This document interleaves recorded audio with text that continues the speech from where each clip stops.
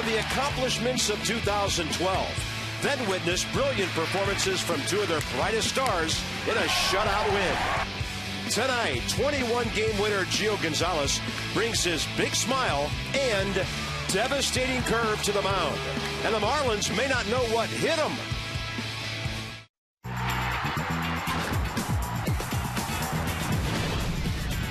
Washington Nationals baseball.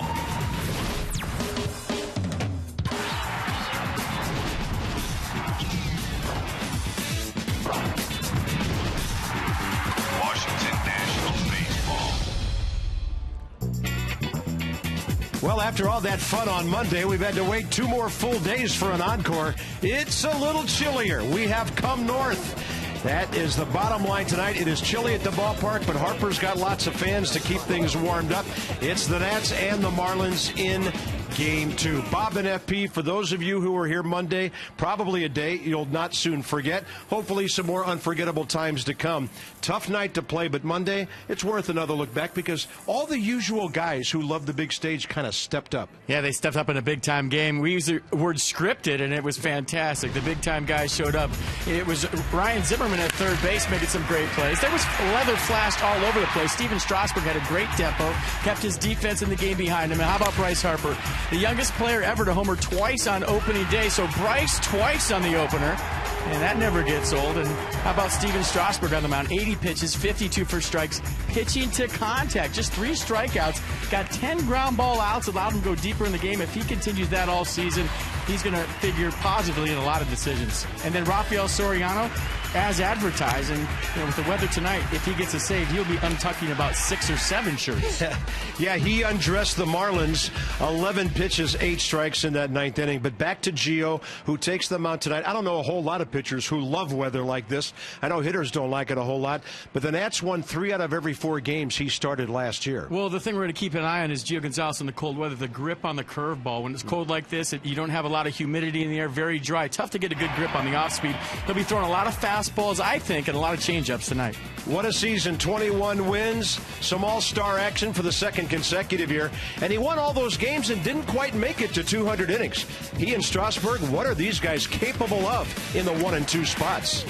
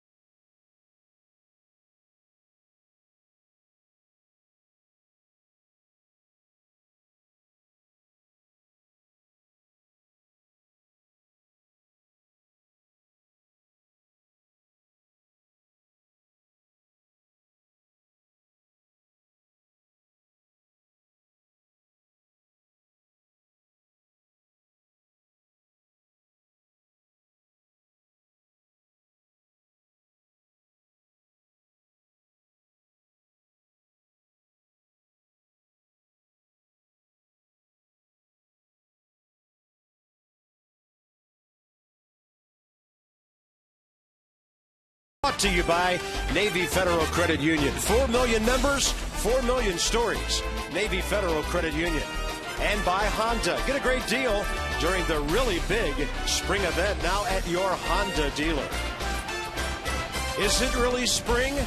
Doesn't feel like it. In fact, about a year ago, the Nats are at Wrigley Field. Felt a lot like this. Low 50s, lots of breeze from the north, and a brisk night at the ballpark. Clear skies, 50 degrees, but the killer is that northwesterly wind coming in at 20 miles an hour. Inside fastballs will be most unwelcome for hitters tonight, and we'll see how Gio and Kevin Slowey can take advantage of these tough hitting conditions. Marlins only hit 103 in the game on Monday. Didn't have that many hits. Juan Pierre was 1 for 4 in that game, led off the game with a base hit. He's 3 for 10 career against Gio Gonzalez and has an RBI. And he's one of the most unsung leadoff guys in baseball over the last decade and a half. And of course, Giancarlo Stanton, the guy around which everything revolves in that lineup. So here's Gio. 1 career win against the Fish. That was as an Oakland Athletic. He gave up 1 hit to start the game and then shut them down for 8 innings back in 2011. Well, he's coming off a season where he was an all-star for the second time, led Major League Baseball with 21 wins in his first National League season, finished 3rd in the Cy Young voting, became the first D.C. lefty to win 20 games since 1933, struck out 207 to become the first D.C. pitcher to do that since Walter Johnson did it when he struck out 200. So other than that, Gio Gonzalez coming off a real rough year. And let's go over our AFC intelligence report real quick. Calm before the storm.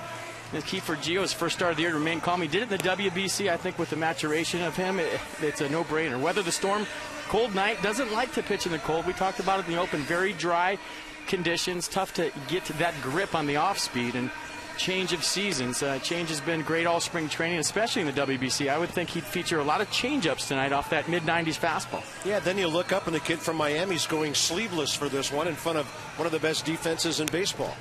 Let's set the defense behind Gio tonight. Harper, Spanworth in the outfield. Desmond Zimmerman on the left side. Espinosa LaRoche on the right side. And first start of the year for Kurt Suzuki. Well, they know each other so well from a previous stop in the Bay Area. So Suzuki tonight, Ramos on the bench. Other than that, the lineup pretty much the same. And it kind of struck me the last couple of days looking at this lineup. Whether it's Wilson Ramos or whether it's Kurt Suzuki, there may be times this year when Davey Johnson makes like Charlie Manuel did 4 or 5 years ago and has the opportunity to pretty much pencil in or in ink right in the same lineup nearly every day. Let's hope it's got that kind of stability all season long. So here's Juan Pierre, 35 years of age, 297 career hitter, with an on-base percentage of just over 345. First pitch at 707, high in the strike zone.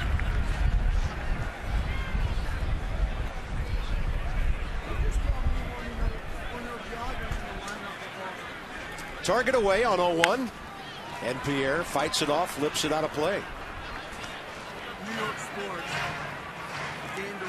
We talked the maturation process of Steven Strasburg on opening day and how he's learned to let his defense work behind him. He doesn't have to do it all himself. And we just mentioned Gio Gonzalez, very excitable guy in big games.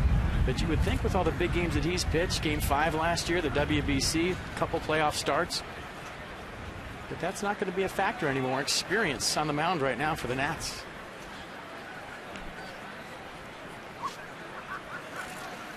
Fastball is up and in. Eric Cooper has the plate tonight. Paul Schreiber, Chad Fairchild, crew chief Jeff Kellogg on the bases. And this time of the year, umpires can have pretty generous strike zones to keep things moving along. We'll see. Breaking ball misses, 2-2. How about Jeff Kellogg behind the plate on Monday for a game that went 2 hours and 10 minutes on opening day? And that happens a lot on opening day. You get two aces going against each other. Hitters aren't locked in this time of year so much. Nobody wants to get to 2 strikes against those guys. Right. So Gio, after going 0-2, misses on 3 in a row, including that fastball upstairs. Strasburg intently watching his teammate on a full count to start the game. Well hit by Pierre. But on a night like this, it's not going to carry a whole lot unless you just line it hard toward the right field corner. So Jason Worth puts that one away. And Kurt Suzuki, little visit with Gio. What do you talk to your pitcher about after one batter? Maybe he's asking him why he's the only guy on the field without sleeves on tonight. Gio Gonzalez is trying to be mentally tough out there. Very chilly night. Everybody else has their sleeves on. Gio saying, you know what? I'm not changing a thing. I'm not letting that cold weather beat me. Yeah. I'm checking the media guide. It does say he's from the Miami area, not Nova Scotia. So here's Donovan Solano. That's a strike.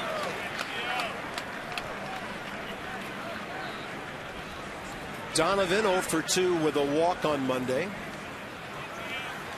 Brother of Nats farmhand catcher Jonathan. And a two-hopper. Desmond charges to get that second hop. And a very quick out. 2 down here in the first. This is after the pitch on the Juan Pierre flyout. And maybe that was why Kurt Suzuki's coming to the mound. He's got a headache, had a dizzy spell, or what's going on with Gio Gonzalez, but we'll keep an eye on it.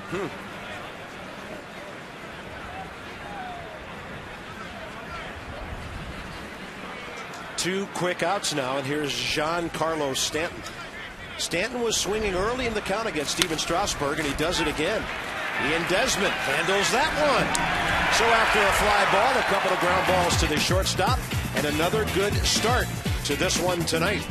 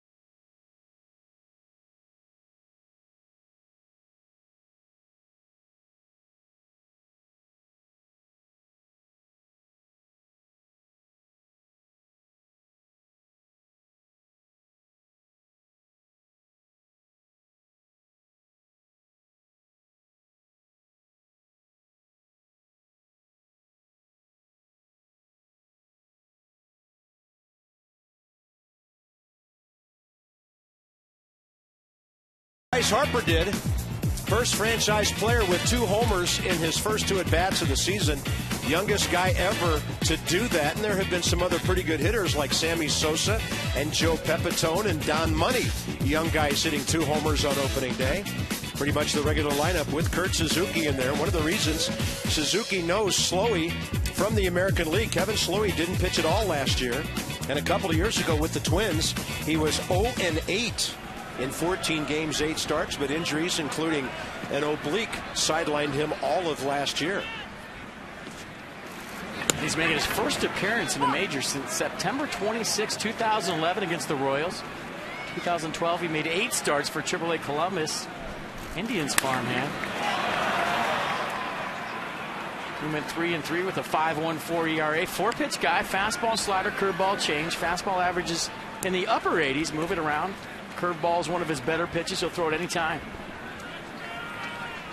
No balls, 2 strikes. Slowey, a career record of 39-29. It's his 91st big league start with the Twins for most of his career. He's a control pitcher.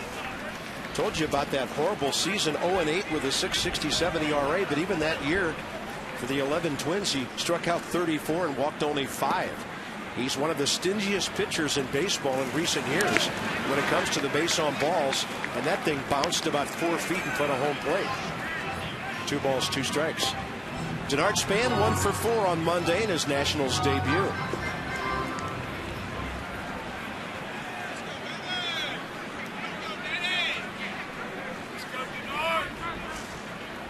Time requested and given.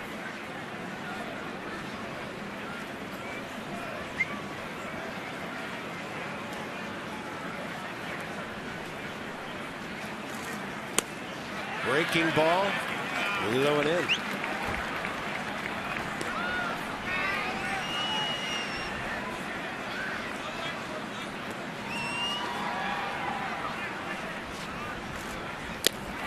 And he walks Denard Span after getting ahead. How about that? Maybe Slowey doesn't like the feel of things tonight. We'll see how long it takes him. Yeah, leadoff walk for Denard Span. The one thing you want to do if you're a pitcher tonight is keep your defense off the field. Let's set the Marlins defense. Pierre Ruggiano standing in the outfield. Echeverria Polanco on the left side. Solano Kochman on the right side. And Miguel Olivo doing the catching. I mean, on a cold night like this, Gio Gonzalez did a great job of keeping his team off the field. The worst thing in the world is being a defender and sitting out there with a cold breeze blow. And you see little jet engine right there, keep you warm. Danny Espinosa, Ian Desmond, Adam LaRoche huddling around that thing. You want to keep your hands warm. You want to keep your bat warm. And I think a little known fact, too, is you want to keep your glove warm. That leather gets cold, Carp. It has trouble closing. A lot of times it'll act like a frying pan out there on cold nights. So keep everything warm. Go up there and trick yourself thinking into 75 and sunny like it is up here in the booth. Jason Worth, career 1 plate appearance, but no at bat against Slowey. He had a sacrifice fly on him years ago. Worth and Suzuki, the only 2 Nationals who've ever faced Kevin Slowey, who goes 6'2", 200. And the Nats might have a running situation here. Didn't steal any bases on Monday. A lot of hitting room, about 80 feet of it on the right side, as Casey Kochman holds Denard Span. Worth takes a shot at a big fly, and he goes 0-2. Slowey out of Pittsburgh as far as high school, but he was born in Texas. Pitched at the Rock Hill, South Carolina Winthrop University. Baseball factory. 0-2. Worth waited for that off-speed pitch. Ball flirting with the seats on the right side, and he'll stay alive.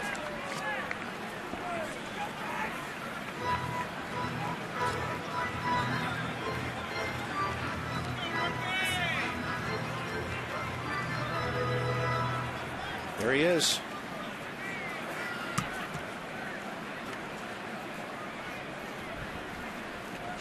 Target away. Ooh, Span was leaning a bit. He had a pretty big lead when that move was made. And trying to get a good jump. There's been nothing slow about Slowey yet. 1.0 to the plate on a few pitches in the sequence. So varying his delivery time to the plate. Trying to disrupt the rhythm of Denard Span at first base. He's running, and Worth will hit it in the air right center. Denard finds the ball, sprinting back to first on the catch by Giancarlo Stanton. Yeah, the wind blowing from left field across to right field tonight. A lot of times you're going to see a ball starting left, go to center, starting center, go to right. That was the case right there, and here he comes. Bryce Harper, 2 for 4. Yeah, he did make a couple of outs, but that's okay. He did all the damage Strasburg and the Nats bullpen needed in his first 2 ABs. Pretty eventful off day for Bryce Harper yesterday. He only went to the White House, special viewing of the movie 42, and he met the president. President met him. Out to right center. Denard Span stops at second base. That was funny. Great swing by Harper, batting .600 now, and he's on the attack against these Marlin pitchers. Yeah, the president asked him, you hit 2 home runs, do you think you can come to the White House? There's the swing, locked in. Bryce Harper seeing beach balls at the plate right now, and there goes the no-hitter. On his legs, getting it out front. A line drive to right center field. Wow. When you're hot, you're hot. You're hitting it so hard that your speedy leadoff hitter can't go first to third on a base hit. It's just hard to remember a young hitter that aggressive who attacks the ball and does it without striking out 190 times like some rookies do. Not a rookie anymore. Here's Zimmerman.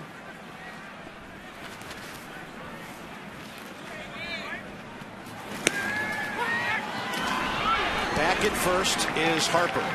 Got 2 really fast, aggressive base runners out there. Not a bad throw by Miguel Oliva, who, by the way, has a 34% career caught stealing percentage. That might have been a little closer if he had a pitch to handle. The pitch on the inner half to Ryan Zimmerman. Well, Bryce Harper just an extra click to get back on time. Ryan 0 for 3 on Monday. Had a chance to chat with him a little bit after the game, and he said, watching Bryce Harper is a lot of fun. I just hope he leaves me some RBIs out there now and then.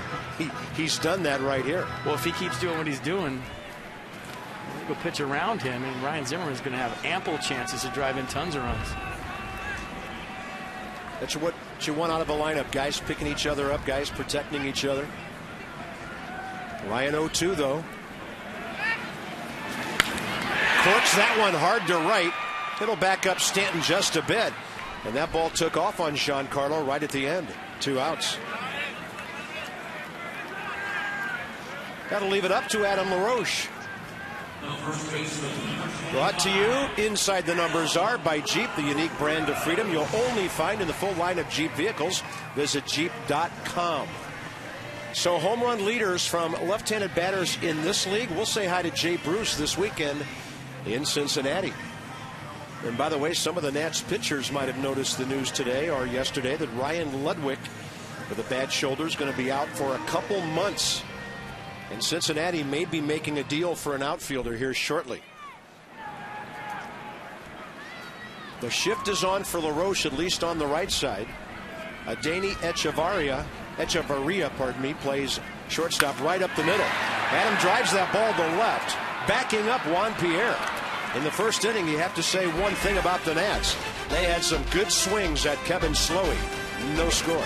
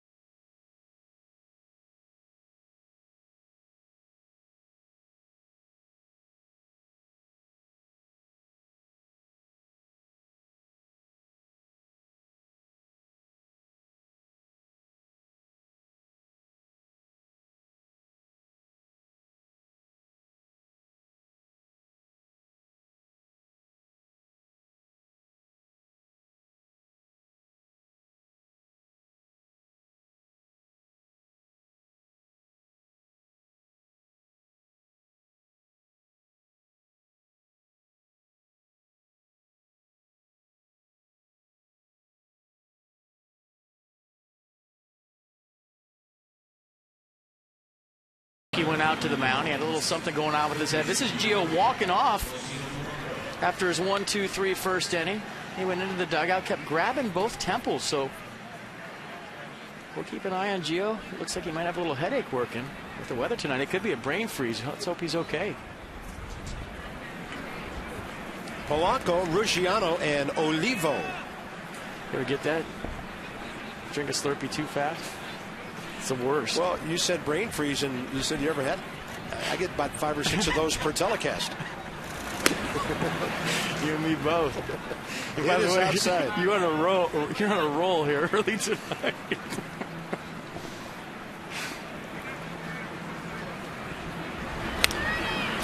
That's a fair ball. Look at the spin on that thing. I think the hitter, Placido Polanco, thought that was going foul, and it came right back.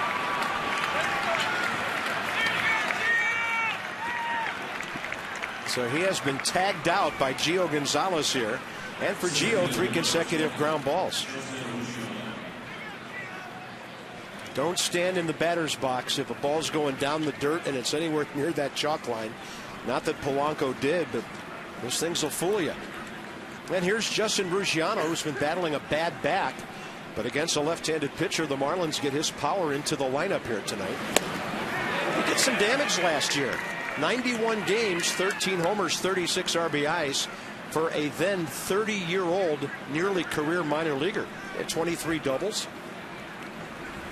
He's a big power guy, 6'2", 205. Came from Houston in a trade May 26th of last year as the Marlins sent a young catcher, Jabduan Morales, to the Houston Astros. This guy will take some big swings. When he makes contact, he can hit it a long way. 1 for 5 against Gio Gonzalez last year. Yeah, Danny Espinosa blowing into his glove right now, trying to keep it warm. That looks like a brand new glove Danny's sporting out there. Maybe trying to keep his face warm too. Yeah. Although I would say he probably has the warmest face on defense of all. Yeah, those beards that were looking uncomfortable in Florida looking pretty good tonight. Built-in face warmers. 1 ball and 2 strikes. Nasty breaking ball down and in. He's warm. Jason's from Central Illinois. He knows what cold weather in the spring is all about. 2 balls and 2 strikes. Challenge fastball just missing low at 92. 92 miles an hour. Good miss for Gio Gonzalez below the strike zone. He had a little cut on it right at the end there. A tough pitch to take with 2 strikes. 3-2, slapped hard. Desmond with a great pick. And then off the glove of LaRoche as he threw it to the left of Adam. He had to go to the backhand side. Ian had plenty of time to get it over there. If an air's given, it'll be on the throw. And that was some pick with the mitt. Boy, he got the tough part out of the way. Caught a nasty in-between hop right there. Showed tremendous athletic ability with a soft hand. That's a tough play right there. Got the easy part out of the way. And did something I don't see him do very often. Kind of reached down. Watch when he gets the ball in his bare hand. Reach behind him. Kind of almost wiping the ball off on his leg. And I don't know if that affected his throw to first base. But that was nowhere near. A lot of sink on that. Tough play for LaRoche to corral. Yeah, E6 all the way. Tough play for Adam. And the first swing by Miguel Olivo out of play to the right side. Yeah, I don't know if this was more of a balance thing to regain his balance, but watch once he gets the ball in his bare hand, kind of touches it against his hip, and throws a nasty 2-seamer to Adam LaRoche. Are you trying to stick the ball into his hand, get a better grip on it? It wasn't all the way in there. Just tap it against your leg. And Miguel Olivo, 241 career hitter in 11 major league seasons. White Sox, Seattle, Padres, Marlins once before. Kansas City, Colorado, Seattle. Split time between the Rockies and the Mariners last year, 269 in Colorado, and then just 224 in Seattle. But he's hit 141 career home runs. And as I mentioned, with Ruggiano, not a usual running threat at first base, Miguel Olivo has made his living playing really good defense along with his stick.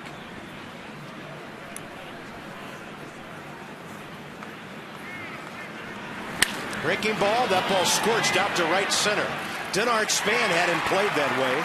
Good scouting by the Nats, good execution by Gio Gonzalez. Second inning presented by Luna. Call for the Luna double. Get your second room of flooring free at 877-241-LUNA. Good night for hoodies here. Stocking caps, ball caps, whatever it takes. And here's Casey Kotchman. 0 for 3 for the longtime American leaguer on Monday. He has faced Gio 6 times before, and Gonzalez has him 0 for 6. If Gio's pass list last year in South Florida is any indication, the Marlins are going to have their highest rated show of the year tonight with Gio Gonzalez on the mound. You know, it's funny about the Marlins because we've talked to their broadcasters, our good friends Rich Waltz and Tommy Hutton and Dave Van Horn, their radio guy. The Marlins, even though attendance has always been an issue for them, they always have some of the highest television ratings in baseball, whether they're home or away. Well, I know why for years, because nobody went to the other ballpark. They all watched on TV. Yeah. 2 balls, no strikes. That ball fairly well hit. It's going to send Worth on his way to the scoreboard to pull it in. Jason Worth, a long way to go. It's 375 to the middle of that board, and he covered all but about 8 feet of it.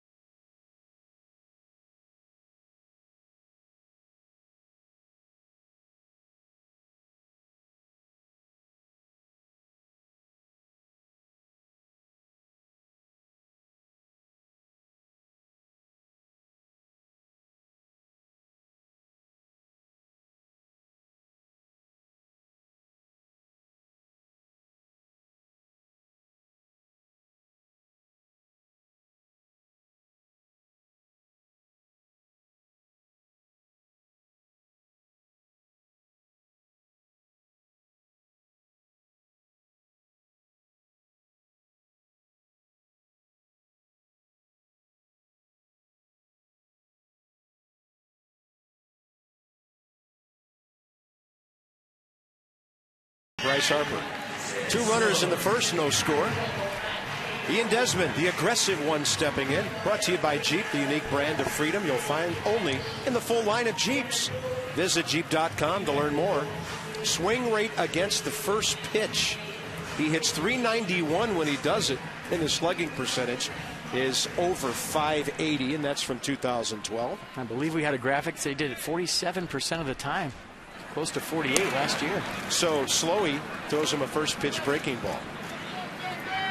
By the way, Ian Desmond, here's another reason they threw him a first pitch breaking ball. He's 8 of his last 15 against Marlin pitching going back to last year, including 1 for 2 with a walk on opening day. Slowey has made a start in his career against the Nats. It was for the Twins back in 08. Then he got a win.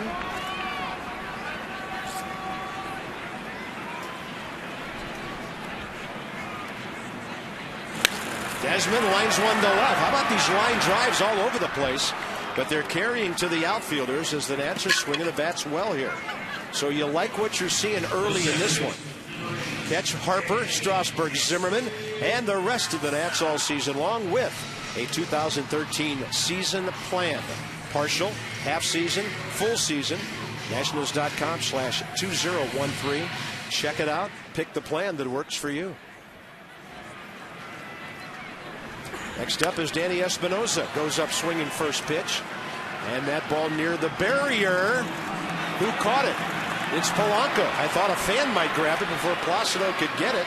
And a fine play by the Miami third baseman. Well, that's the win we were talking about. Blowing from left field across to right field. That kept that ball close enough for Placido Polanco to reach over and get it. You're watching the flight of it go foul. Usually a left-hander's got that inside-out spin. It's going to be 4 or 5 rows back in the stands, but because of the wind, it keeps it right there, close enough for Placido Polanco, and makes a nice grab going in there. Fan, Virginia fan, trying to make the catch, failed. I think the fan thought he had it. Here's Kurt Suzuki. He's the one Nat who's seen Kevin Slowey in years past. 9 at-bats, 3 hits, one of them a home run.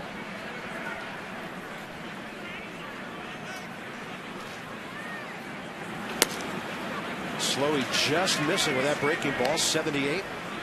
Eric Cooper wanted to.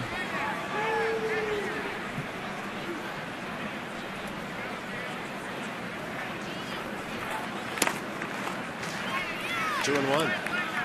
Well, you'd love to see Kurt Suzuki find a way to get aboard here. Get Gio to the plate in the bottom of the second. Gio totally locked in, never talks to anybody around the on-deck circle.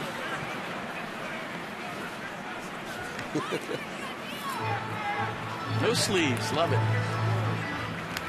He's dressed a lot cooler than the owner is tonight. Mark Lerner probably asked him, how come you're not wearing sleeves? He said, it's like this in South Florida every day. Yeah. Target is in. Oh, and Suzuki goes down. Did he get hit? I thought I heard him get hit.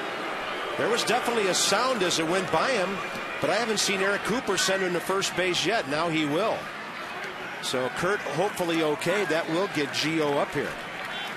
The target was inside FP. This one got away. Yeah, two-seam fastball runner. I'm trying to see where that got Kurt Suzuki. Let's see right here. Look him in the chest. Let's see. This will show it. Exmo from the side. Yeah. Wow. I'll say it got him right in the curly W.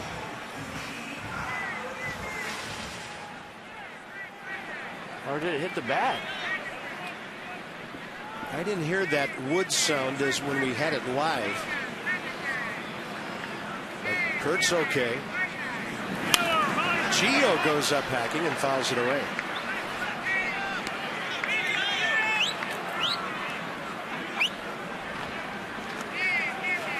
Little ricochet piece, chest, then bat. Glancing blow right off the shirt first it appeared. And tell me at home you're the ones with the 60-inch HD TV. Let me know. Gio last year hit 094, but it was a heavy one. A homer, 4 RBIs. In his career, an 085 hitter. But he can handle the bat. Looking for some 2-out contact here. And it'll be over between third and short. Handled by Echevarria, the young shortstop. Nats have stranded 3. On to the third. No score.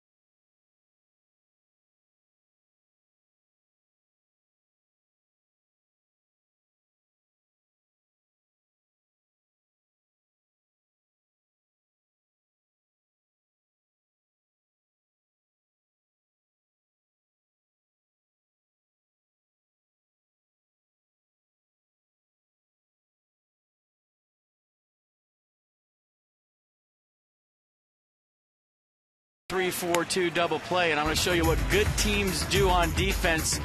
They communicate. So fly ball to Bryce Harper. We know about the hose in left field.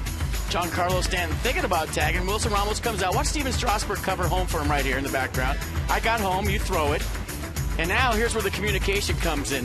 Look at Ryan Zimmerman at third base telling Danny Espinosa, home, home, home, home, pointing. I'm sure Ian Desmond was involved in the act too. And then Danny Espinosa, before he received the ball from Adam LaRoche, knew he was going home on the play because of good communication between two infielders on a little first and third pickle piece. And it was a nice way to show how good teams communicate. He knew where he was going with the baseball before he stepped right into it, made a great strong throw to home plate. And don't forget to give Wilson Ramos a little credit on the backside with the biggest man in all of baseball bearing down on him at home plate. Little did we know that was the last of 80 pitches Steven Strasburg would throw in that game. 7-2-3-4-2, and that is Bob Carpenter's penthouse suite. You can find him there. I had that written as 876-5309. This is brought to you by Jeep and the unique brand of freedom you'll only find in the full line of Jeeps. Visit Jeep.com to learn more. And here's Gio's breakdown, 72% fastballs last year. But those 21% curveballs were pretty devastating. Well, everything's off the 95. I mean, if he can locate it like that. 89 tonight, been in the low 90s. Keep it down in the zone. You have to respect the good fastball from Gio. It sets up everything else. Adeiny Echeverria, 23-year-old infielder. After he defected, he signed a 4-year, $7 million deal with Toronto. Then 3 years ago, that goes through this season. And it came with 6 other players from Toronto for Emilio Bonifacio, John Buck, Mark Burley, Josh Johnson, Jose Reyes, and Cash. Cash is good.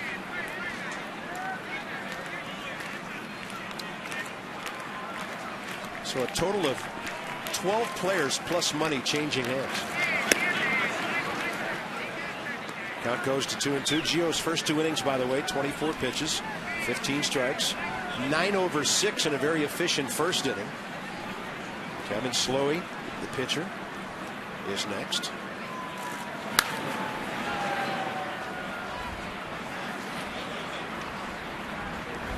We are so excited to announce our new over-the-air partner this year, WUSA 9. Watch 20 games over the air and the broadcast schedule available right now at WUSA9.com. As they say at WUSA 9, game on. Good to have you guys with us for some of our weekend games this year. We couldn't be happier. Echeverria, Slowey, and Pierre here, top of the third.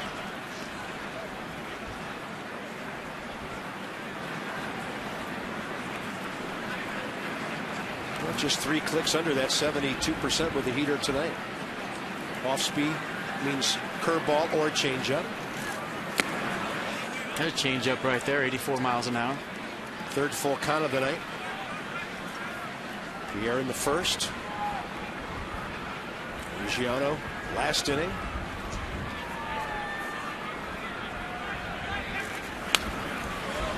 Last year, Gio walked 76 but struck out 207 in his 199 and a third innings.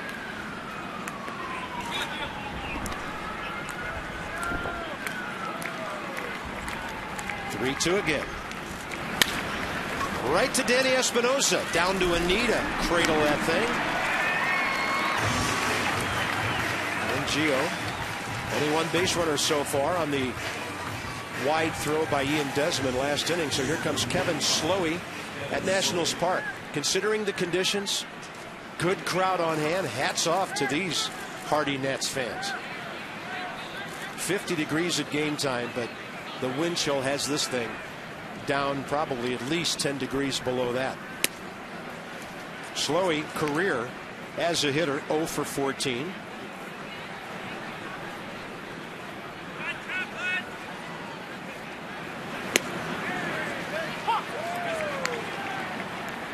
Interesting stat from James Wagner today of the Washington Post. Gio Gonzalez struck out 41 pitchers last season. That was the most of anyone in baseball. Wandy Rodriguez struck out 34. Tommy Hansen and Jeff Samardzija tied for third, each striking out 29 pitchers. When you talk about dealing with the number 9 guy, a lot of pitchers get it in their head. They walk him occasionally. Gio Gonzalez taking care of business last year, striking out the opposing pitcher 41 times. Thanks, James Wagner.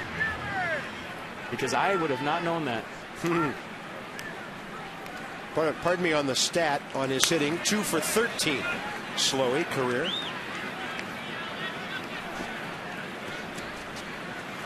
All of his big league time in the American League with Minnesota, starting in 07. Top of the order next, Juan Pierre.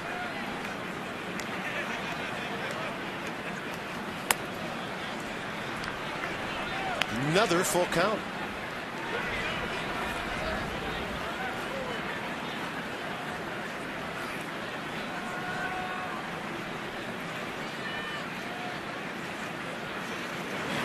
Threw him a strike, 2 outs. Gio's first K of the season. Defending pitcher, striker, outer starts the season with a K of his. That is an official stat category. Yeah, he got an award yesterday or Monday. You didn't see it? PNC Bank, for the achiever in you. Micah Owings, we look in on what he did down in Florida with the Nats, opened up some eyes with his bat, his power, his RBIs.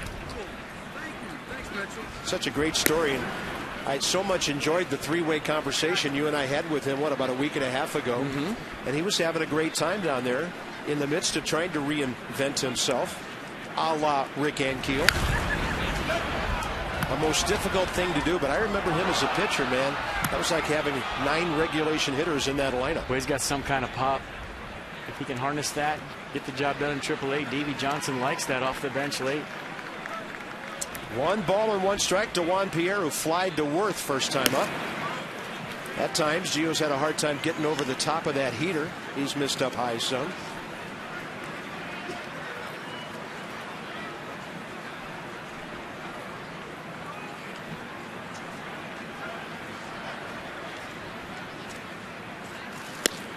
Ooh, that's close to the corner.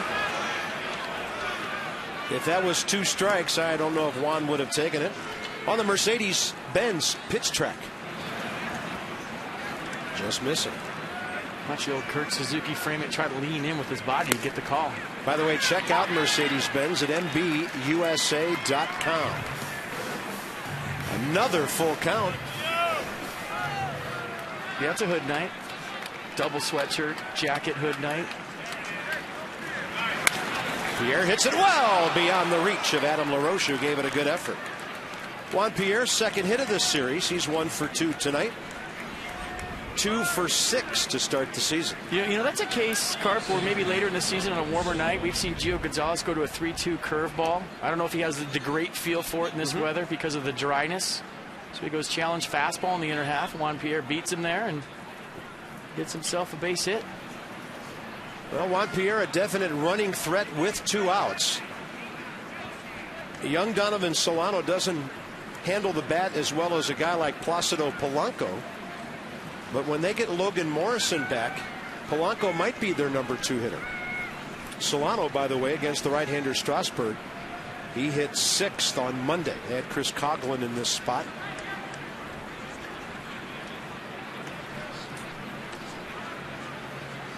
If you put a couple guys together like Pierre and Polanco, and Mike Redmond's team could generate some 2-out runnage on occasion. Get him on, get him over, and then Polanco could drive him in.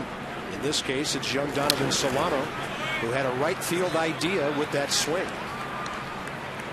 And Gio Gonzalez has been sitting between 88 and 90 miles an hour tonight. He's hit 92, 93 a couple times in 2 strike counts with the reach-back fastball.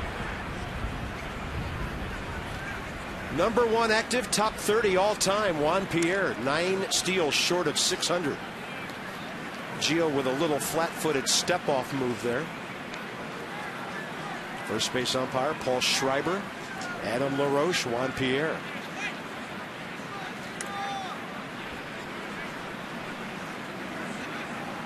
He's running. Breaking ball outside. Great throw! Suzuki nails him. On a pitch that was not a fastball, FP, you will seldom see a better throw than this. Veteran guy trying to pick off speed, but Kurt Suzuki says, no way, great throw.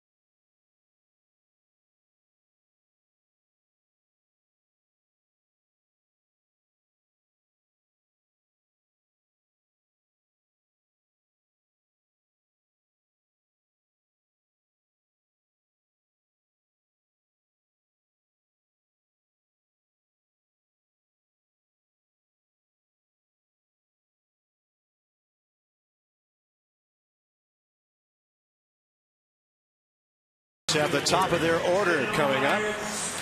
Great day here on Monday. First time since 71. Only the second time since 1936. What's that? 76 years ago. A Washington-based team posting an opening day shutout. Nicely done. Strasburg, Harper, Zimmerman defense. Great team effort. And Denard Span gets a fair ball down the right field side. It'll hit the short corner and give him a double. And Denard Span, in his last 3 at-bats, has singled up the middle, walked, and pulled that double down the line. Boy, just some quick hands right there. First double this season for Denard Span. A guy that's a doubles hitter. You see him get that foot down early. It's going to be down real early on the Exmo, but just throwing the hands, getting the bat out, well-placed line drive down the right field line. This ball gets down the corner. It's 3 bases, but caught that little piece that jets out right there, and a leadoff double for the Nats here in the third. First extra base hit by a guy not named Bryce. And here's Worth with Harper to follow, then Zimmerman, as the Nats start to knock on the scoring door here in the bottom of the third. Jason Worth went the other way first time, flied out to Stanton. That's what we're going to try to do right here. Get inside of something, hit to the right side, advance Denard Span. Yeah, with that in mind, Slowey jams him. You can look at the outfield and see that Kevin Slowey's kind of going to pitch Jason Worth the way he'd like to hit the ball.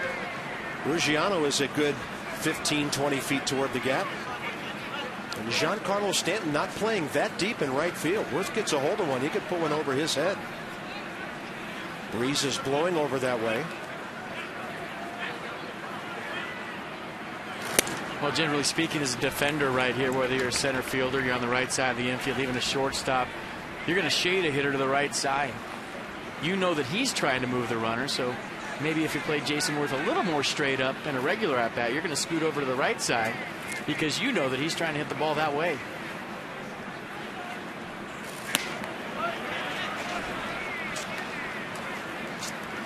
Two balls and one strike.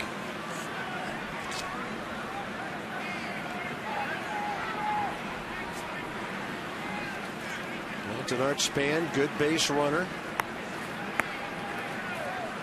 Not the most prolific base stealer in his days in the American League. That ball's out in front of him, so he has to retreat. Echeverria handles it. No advancement, 1 out. Ngility League leaders, your mission, our commitment. Visit ngilitycorp.com. So 3 multi-homer games. Bryce got his 3rd here on Monday. At the age of 20 years and 167 days, only the great Mel Lott quicker. Fair company, to say the least. Wow. Then Mr. Griffey, a teenage sensation. Al Kaline had an amazing start to his career with the Tigers. And, of course, Tony Conigliaro, who would have gone on to be quite a star in this game had he not been hit in the head with a pitch, ending virtually his career. This is one of those at-bats as a hitter. You know they're probably going to pitch around you with first base open. Got protection on deck in the form of Ryan Zimmerman, but if you're Bryce Harper right now, you're looking for a mistake out over the plate. You know they're probably not going to give you anything good to hit. Try to nibble at a corner. Maybe get you to be over-aggressive. Yep. Bryce seeing the ball big, that's not going to happen. But right here, hey, you're looking for something, looking for a mistake, basically, because you know what they're trying to do to you.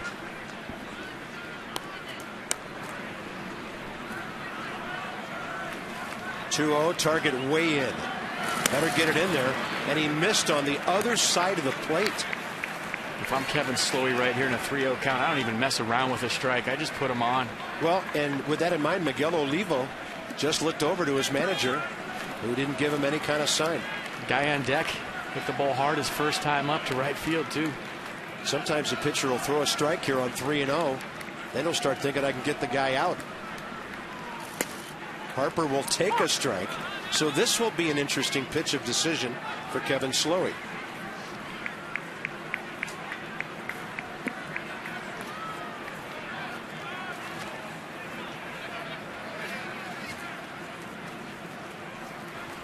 Target in again. Bryce offered. Did not stop. Jeff Kellogg says strike 2. Go to third. Wow, I didn't think he went. Usually we look at the replay, I say, well, let's check it out, and I'll let you know. Well, he went. Good call. Not even close. 3-2 now. What will Slowey throw him with a runner at second, one out, and first base open?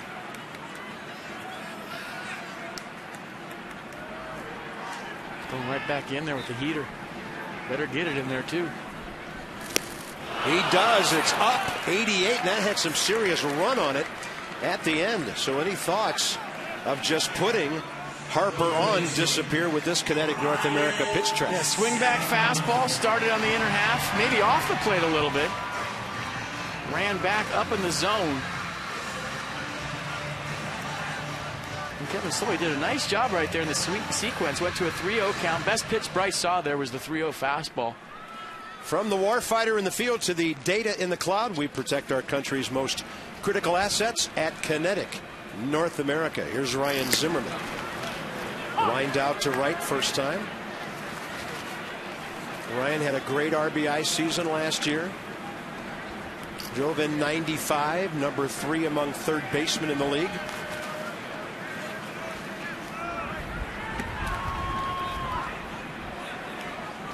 Target in.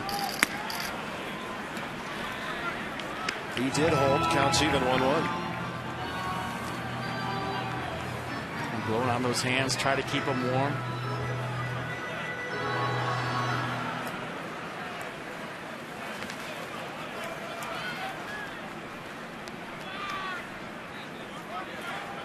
Big gap in left center. That one right in there. Ryan 0 for 4 to start the season. Ruggiano playing about where he was playing Jason Worth with nobody out. Montpierre way off the line, at least 100 feet in left field.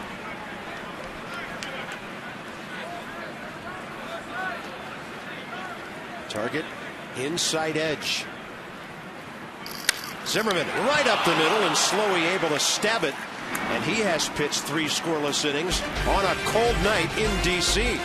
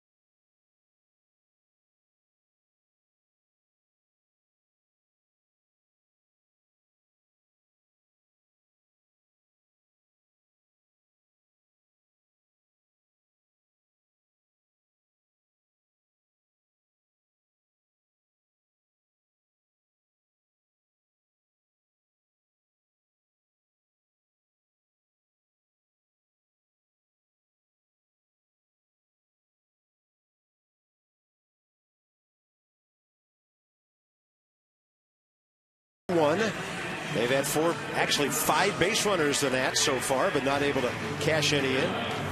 So we go to the top of the 4th, and a reminder, get single game tickets now for the 2013 season. Some of them start at just $10. Go to nationals.com/tickets.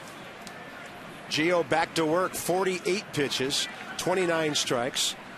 Donovan Solano at the plate when Kurt Suzuki just threw a bullet to Danny Espinosa to nail Juan Pierre.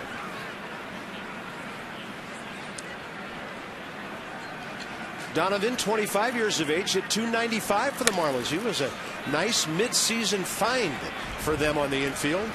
Emilio Bonifacio was hurt a lot last year. He's in Toronto now. Espinosa takes care of that. At the stroke of 8, Giancarlo Stanton who I think is about 8 feet tall, actually, steps right in. Bob and FP on a cold, cold night at Nationals Park. Hopefully a little warmer for a 4:05 start tomorrow before the Nats hop on their charter and head for Cincinnati.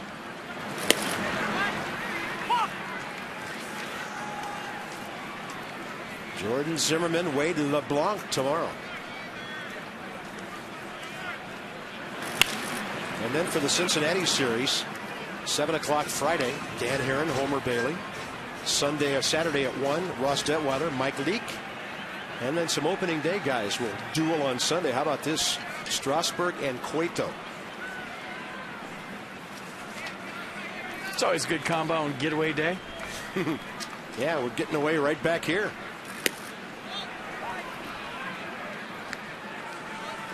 Interleague in April. White Sox will be here next week, followed by the Braves.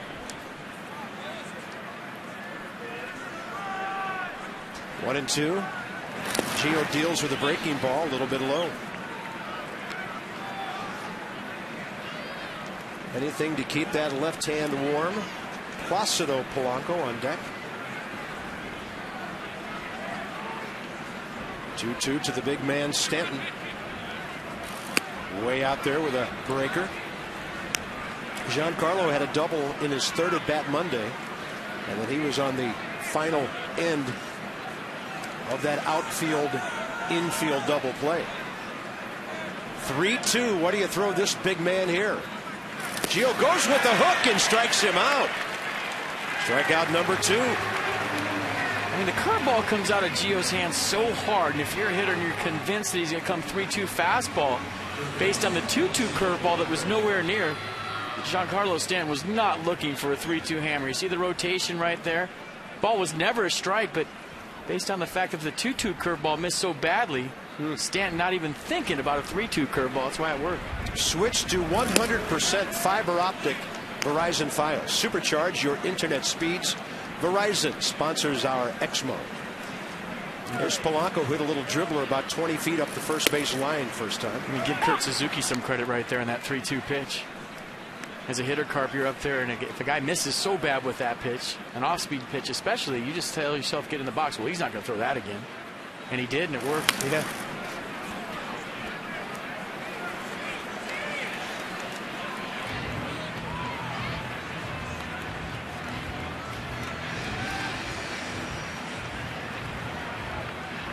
Long third inning, 24 pitches, doubling his total from the first 2 innings. And then Gio with pitch number 60 right here. Going with that breaking ball. He's feeling pretty good about the hook right now. 2 balls, 2 strikes. And when he's throwing the curveball well, doesn't matter. Right-hander, left-hander. Good luck. Some success against Gio, 4 for 14, a home run in there. Makes contact 87% of the time. Kind of like that.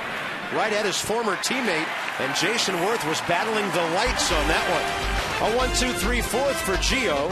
LaRoche straight ahead.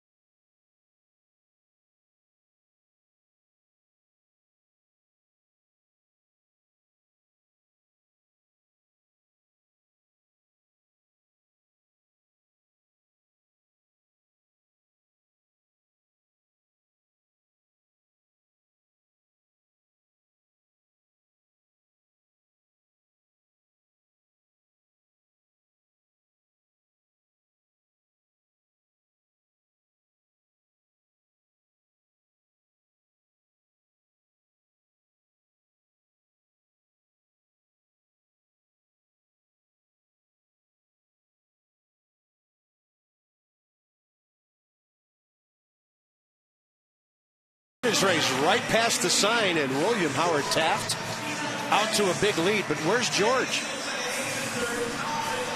I ask you, where's George? I don't know, but I imagine Taft's going to stop for some food here any minute, but he runs into George. There's George.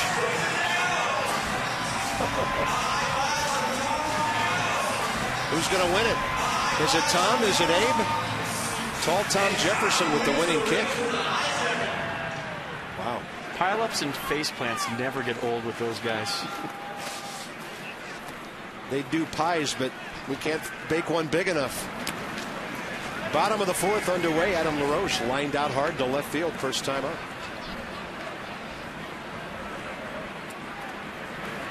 Adam still hunting his first base hit. You know, he's had some good at-bats in the first two games. Hit a couple balls hard on Monday. Lined out to right, lined out to left tonight. Same thing. Hit a ball hard first time up. It sent Juan Pierre back to the track on a warm night. That would have been over his head, so doesn't have anything to show but swinging the bat well so far.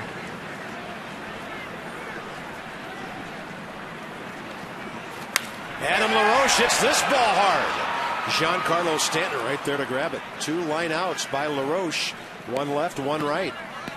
Yeah, those are okay in spring training. You want to be locked in, swinging the bat well coming into the season. But once the bell rings opening day, you want your knocks. And Adam LaRoche has had about 4 or 5 good at-bats in the first two games with nothing to show.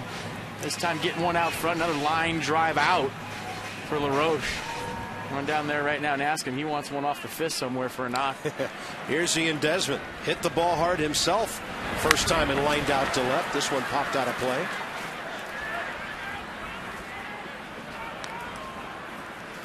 Mike Redmond is a former teammate of his starter tonight, Kevin Slowey. Redmond played 13 years catching in the big leagues, 5 of them in Minnesota, and he caught Kevin Slowey 11 times in his playing career. So when there was some doubt in spring training down in Jupiter about who the Marlins' 5th starter might be, when people found that out, they thought, I bet there's a pretty good chance this guy's going to make the team. And he's healthy again, knows how to pitch. He's done a nice job so far moving the ball in and out. I mean, his defense has helped him. Looking at my scorecard right now quickly, I see 3-4 lineouts. Might have missed one for the Nats. So they've hit the ball in the screws, but Slowey's done a nice job of using that two-seam fastball, working it in, working it out, mixing the curveball in there like that. Started this inning, 43 pitches, 28 strikes. And he has a winning career record, as mentioned earlier, 39-29 in 100 games, 90 starts, all with Minnesota.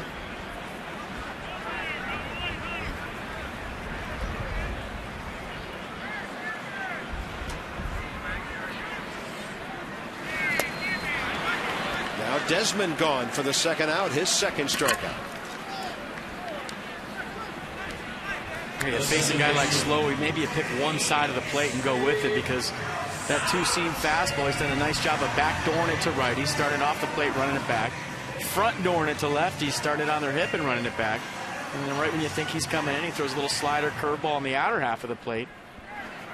So as a hitter, maybe you just pick one side and go with it, no matter what the pitch is. If it's in, and that's the side you pick, your eyes light up, or if it's out, same thing. Danny Espinosa swung at the first pitch, first time up, and Polanco reached into the seats to grab his foul ball. Danny took a strike. Now a breaking ball, foul tipped, and quickly 0-2. It always becomes dangerous sitting on pitches with kitchen sink guys that throw any pitch in any count. Guys that'll throw the rosin bag too. You got to sit in a location versus a pitch, because you have the tendency to guess wrong. Well, I think you can see where Miguel Oliva wanted that pitch. He got it way up out of the zone. Danny Espinosa 0 for 4 in the year. He's made contact all 4 times. That's pretty good contact out to center. Ruggiano on his way back, and he catches it about 390 feet away. Another hard out. In a couple of months, that's probably checking up on the fake grass at the batter's eye.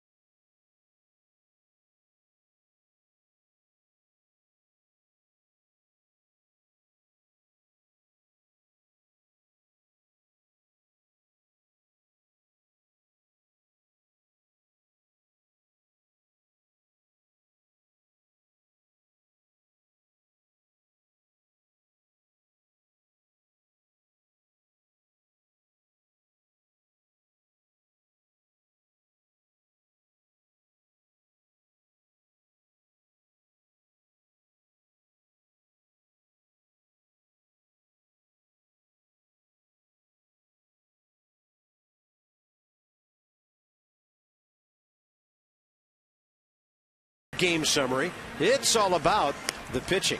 Gio 61 pitches, 37 strikes, 56 over 36 for the efficient Kevin Slowey.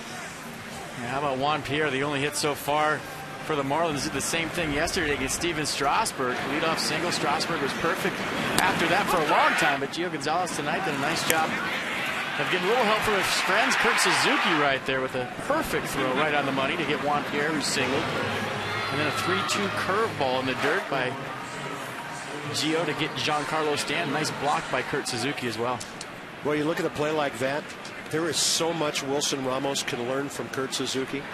And I'm sure Kurt will be very accommodating in that department as they share playing time. And one of them eventually plays more than the other. But, man, there's a lot you can soak up from a guy like this who's been there, done it. And as long as they go every other game, once one guy gets 3 or 4 games, it might get a little bit quiet. Not speaking like they were in April, huh? Here's Ruggiano, who hit that hot shot picked by Desmond beautifully with the glove, but then he off target with the throw for a 1-out error in the second. It did not hurt. Gio pitched around it, and the count's 2-1. Fastball missing low. Hey, how about those Mets winning again 4-0 over the Padres? And Justin Upton's hit a home run, his second. The Braves lead the Phillies in the bottom of the third. That's a fair ball for Ruggiano into the corner. Long run for Jason Worth. Leadoff double for the Marlins here in the 5th. Oh, they had him picked off. But Danny Espinosa, as he should have, came up throwing toward third as Ruggiano made a big round to the bag. Yeah, when the decision had to be made for Danny Espinosa, Ruggiano was going to third base. Adam LaRoche right behind, trailing Danny Espinosa. And watch LaRoche. He's going to hustle over and be the trailer to Espinosa. And he's also going to be his eyes. You see him take a peek right there? Last thing Espinosa heard, just like that highlight we showed in the first and third, last thing he heard was 3-3, 3-3. Yeah. That's where he should have thrown. So here's Olivo, lined out hard to center his first time.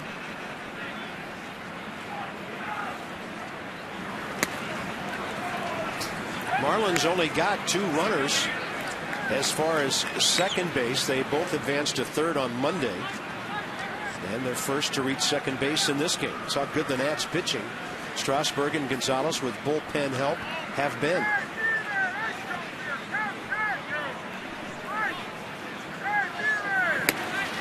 Fastball away, 2-0. Well, I think the only reason Mike Redmond doesn't bunt right here in a 0-0 game in the 5th is because he has a lefty and Casey Kotchman on deck.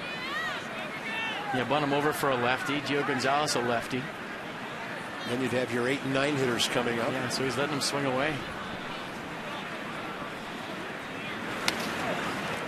That looked off speed. A 2-0 changeup missing.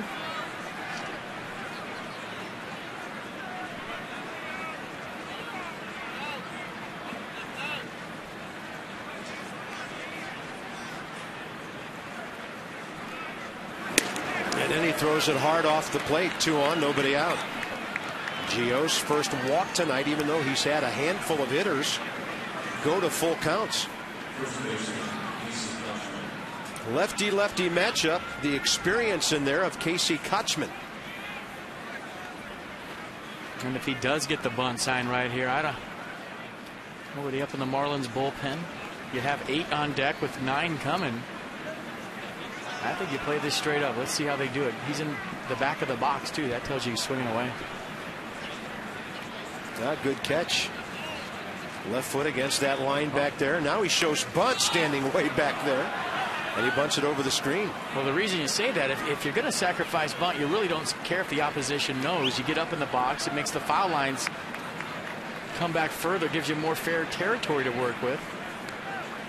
I'll tell you what, Casey Kotchman didn't look very comfortable right there in his first attempt. 0 for 7 career against Gio. Desmond playing with the runner at second to keep him close. And a swing and a foul on a big hack. 0-2.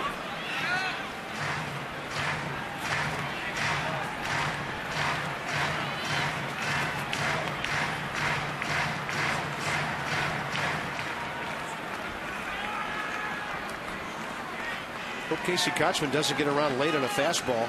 Joe Espada is about 60 feet from him. Well, he's giving signs right in the top step of their dugout. I mean, he's nowhere near the third base box. Where he's standing right now is fine. He'll get away with that. He was 6-7 steps closer to home plate, giving signs to Casey Kotchman. That ball just foul. It looked like it hit fair on the first hop and then veered to the left. And he's going past the opening day logo. Well, look where he is. Look where he's giving signs right now. I mean, he's almost in the right-handed batter's box. Yeah. I see coaches standing there. They should be wearing a suit of armor. And I kid you not, he was 4 steps to the left before that. He's not putting anything on a 2-strike count. And that's not even close to being in the box. Not even close. 0-2 pitch. Busted bat. Shortstop one. First base. It's a 1-6-3. Pick it. Good pick by Adam LaRoche on the tail end.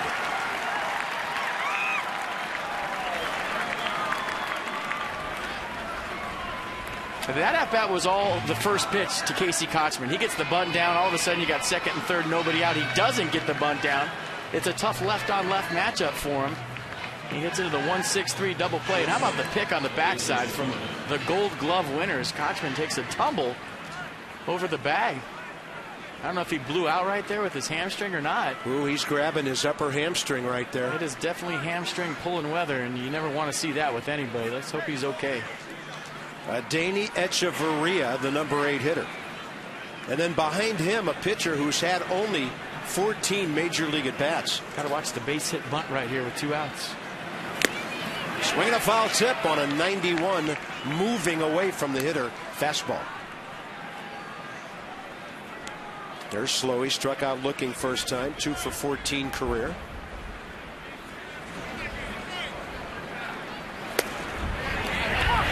Now Gio within 1 pitch of out of the inning. 61 going into this inning. Third base, Ruggiano, 2 outs. Moved him back. We'll see what he follows it up with. Good 0-2 pitch.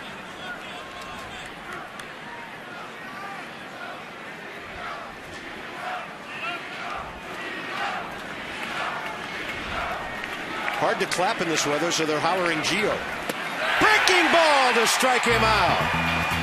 2-1, nobody out. Gio Gonzalez closes the door on the Marlins. Scoreless game remains. Top 5.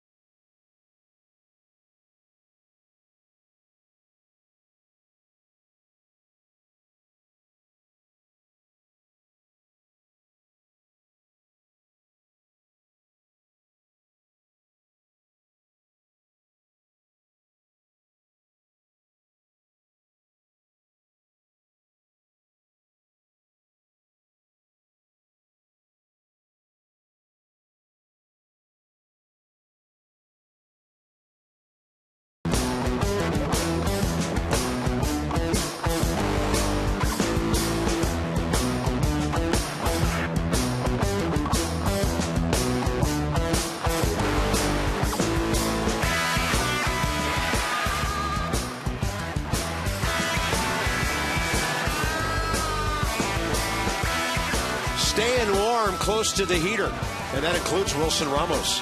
Desmond, LaRoche, Ryan Zimmerman, no score, bottom 5. Suzuki, Gonzalez, Span. Get the latest Nats news the moment it happens. Delivered direct from Masson to your mobile phone. Text Nationals to 29292. Well, as we feared, Casey Kotchman did hurt himself on that base running play. And veteran Greg Dobbs, who's usually their best late inning pinch hitter, takes over at first. Here's Kurt Suzuki. Bottom of the fifth underway, and a strike from Kevin Slowey, who continues to pitch well. He's retired 6 in a row, 7 of the last 8, and 11 of the last 13. It's just a good night to pitch, period. If you're throwing strikes, moving the ball around. Weather like this, not conducive to offense.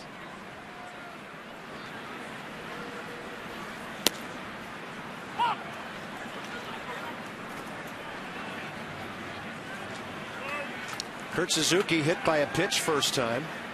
On a fastball up and in, 1-2 here. It was a 2-2 count that time. He'll go Powder River with him, and boy, that looks faster than 88. Strikeout number 3 for the Miami right-hander, Mercedes-Benz on the pitch track. Just a challenge piece, 88 miles an hour. Everything in the sequence on the outer half. Talk about moving the ball around, that one on the inner half. Here comes Gio.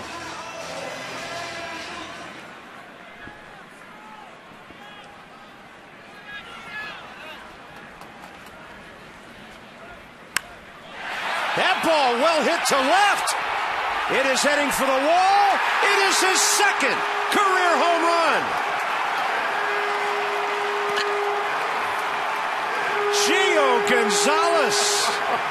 1-0 Nationals. He's only one behind Bryce Harper.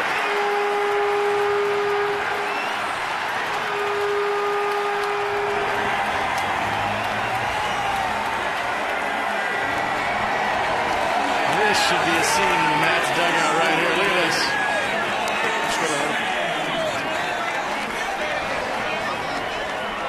How about that? Well, I said a lot last year. We used to joke at the dugout in the shutout, tell our pitchers, you got to bat, do something about it. You're hitting tonight, too, and they give you that stank eye in the corner of the dugout because you haven't scored him any runs. Well, Gio Gonzalez just did it. You got to bat and do something? He did. First home run of the year. The crowd is chanting Gio. How about that? Awesome. You know, that was about 50 feet farther than that one he hit in the Crawford boxes in Houston last year. That's against traffic. That's a pitcher against traffic. Wind blowing in from left field. Hanging curveball. Knew what to do with it. Let's check it out one more time. Gio Gonzalez getting the Nats on the board. Big leg kick. Hanging curveball. Catches it out front. Unbelievable. 7 career hits. 2 of them home runs. Well, that's what he practices every day in BP, so why not? I mean, that's a big fly. Well, he's got the early lead in the pitcher home run sweepstakes. Last year, he, Strasburg, and Jordan Zimmerman all went deep. He was watching Clayton Kershaw the other night and said, I got to get in on that act. Now, come on, folks, be honest. That was more fun than watching a DH do that, right? Absolutely. All day, every day. Well, Denard Span will walk in a double tonight and 1 out. The Nats are on top here. See McCaddy laughing right there.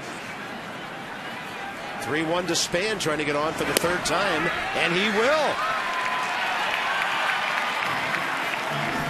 Second walk issued by Slowey tonight, who's also hit a batter. It kind of gets back to that point we made earlier. James Wagner, the post right, that Gio Gonzalez led all of baseball in striking out the opposition.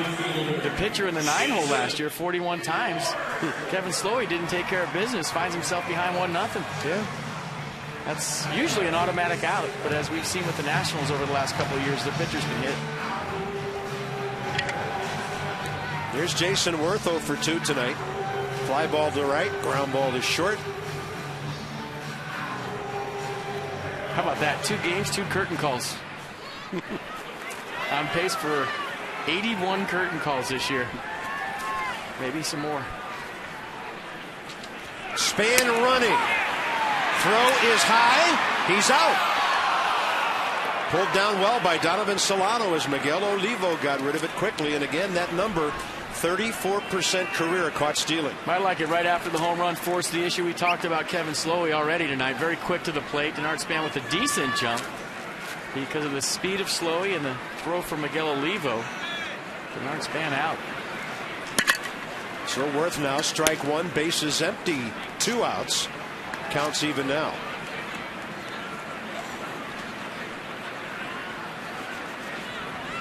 Well, Davey Johnson smelling the jugular there, going for another run after he just got presented the lead by a most unlikely event. 2-1, target away. Worth lays off. This is the last guy Kevin Slowey wants to walk right now, considering who's waiting. Slowey right at 70 pitches. A reminder, he hasn't pitched in the big leagues since 2 years ago. We'll see how his stamina holds up as he gets further into the middle of this game. You see a little head shake from Slowey right there? He knew he got away with one. 3-1 right there. Fastball up in the zone. Worth took it. That was a mistake. 3-2. And he goes hard down and away. Gets out of the inning. But the story of the bottom of the 5th, Gio Gonzalez on a breaking ball. That is big man territory out there on a night like this, and the Nats have the lead.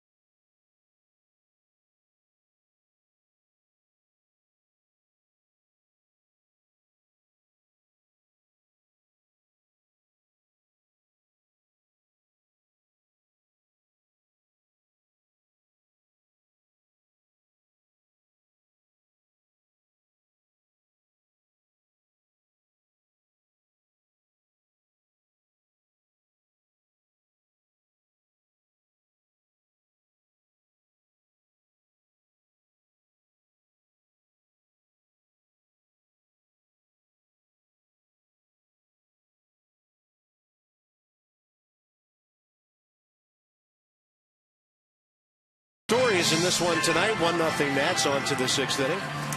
And tomorrow, 4 o'clock game, Jordan Zimmermann and Wade LeBlanc.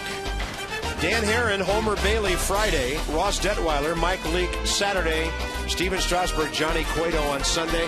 And then after another off day, the Nats will be right back here next Tuesday night against the White Sox. Robin Ventura's White Sox. Adam Dunn's gone deep already this year. We'll see the former Nat back in this ballpark. Kevin Slowey, the hitter. 6th inning underway, and Gio misses twice. Is it bad if I'm not in interleague mode right now? How could you be? Or really ever have been? 3-0. When is that Phillies Royals series to start the season? Don't the Phillies open up with Kansas City at home? Yeah, something like that. Yeah.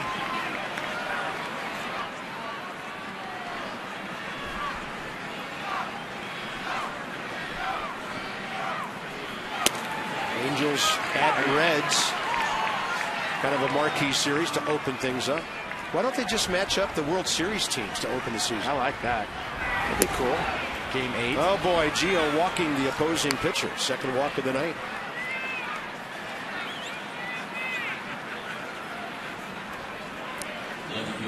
So Slowey's aboard. He'll face Juan Pierre now. Yeah, I'm sure Gio Gonzalez didn't like this.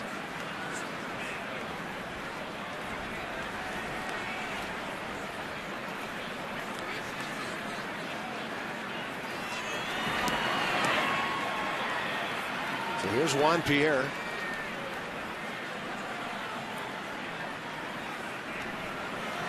he hits a gapper, the guy Nats may be able to tag out 2 guys at third base. He's liable to catch somebody. Gio trying to keep him off the bases and keep the pitcher out there, maybe. We'll see. Fly ball to right, base hit to right for Juan Pierre. Little swinging bunt. Suzuki pounces. Great play. 1 out.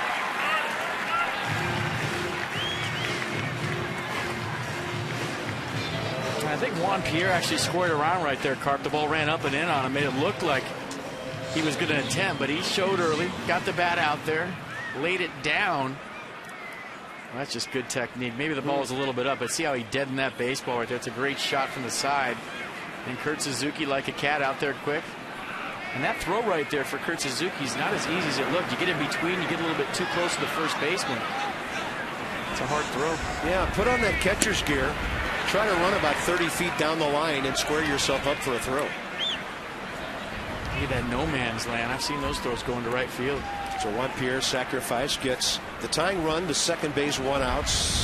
Solano 2 ground balls, 1 to short, 1 to second.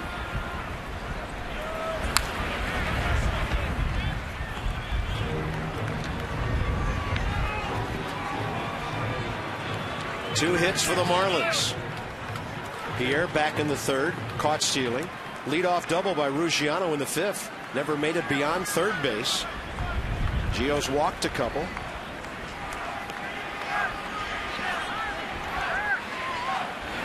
And he goes high gas to strike out Donovan Solano. K number 4 of the night. And this is where it gets rough for Gio Gonzalez. Now he's got Giancarlo Stanton, Placido Polanco on deck, but he takes care of business right here in a 3-pitch see you later to Donovan Solano. Climbs the ladder, 92 miles an hour. Not getting on top of that. Yeah. And none of those pitches that close to the strike zone. So Suzuki is out to talk to Gio about this with Stanton coming in.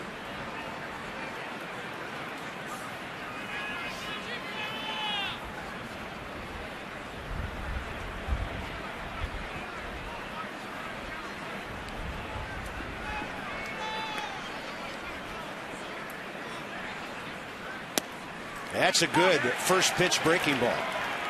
Stanton ground ball to short tonight.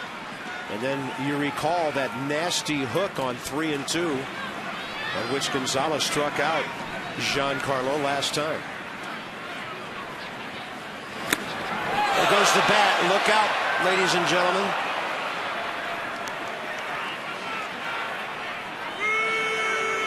Hey, cold night. That pine tar in the back gets cold too.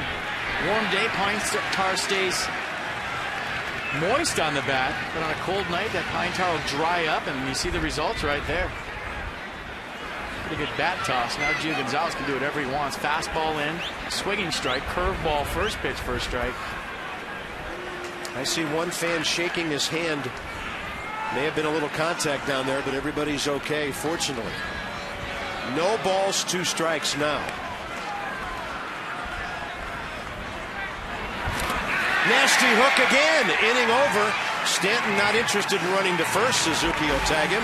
And Gio Gonzalez, 6 shutout innings with Harper, Zimmerman, and LaRoche straight ahead.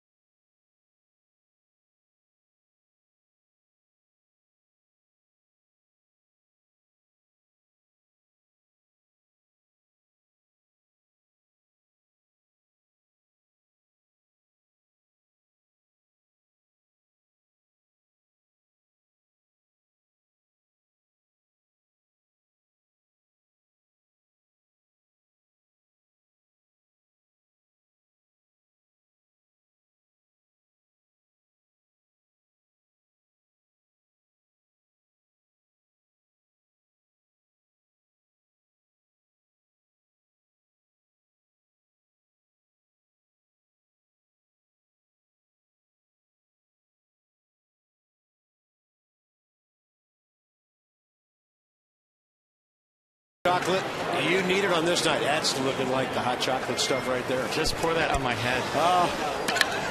The whipped cream or the hot chocolate? Hot chocolate. You look like Mr. Frosty with that whipped cream on top of you.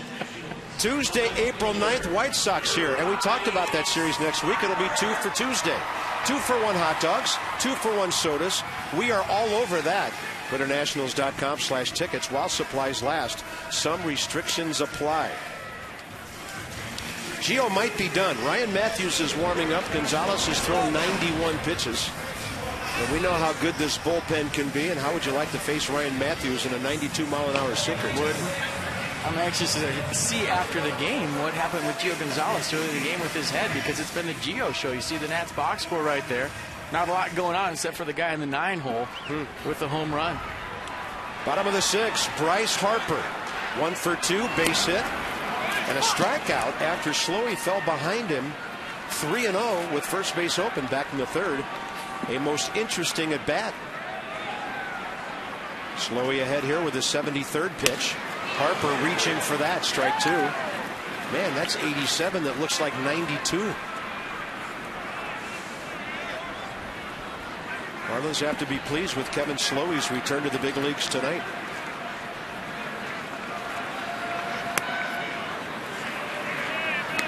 See if he goes back in there with that fastball in the inner half, try to run it back with 2 strikes. Did a couple times to Bryce Harper last time. Harper high in the air center field. Justin Ruggiano. Harper hustling all the way, heading for second base by the time that ball was caught. Almost made it to second. Yeah. So Bryce 1 for 3 tonight. And a reminder that for some of our weekend games this year, you can watch 20 or so on WUSA 9. Broadcast schedule is available at their website, WUSA9.com. And as they say, game on at WUSA 9. It's a good saying. Yeah, you've said that many times. Game on. It's usually say that late. When one team maybe stages a comeback after being down by a couple. Usually when the Nats get a base runner late, game on.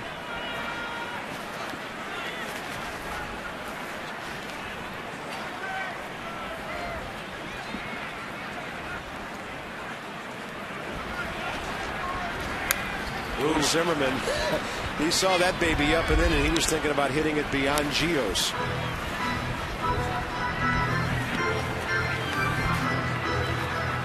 Had a little chat today around the cage about that ball he hit in Chicago last year at Wrigley Field. One of the best bolts he's ever hit in his life, right at the teeth of about a 30-mile-an-hour wind. That's right.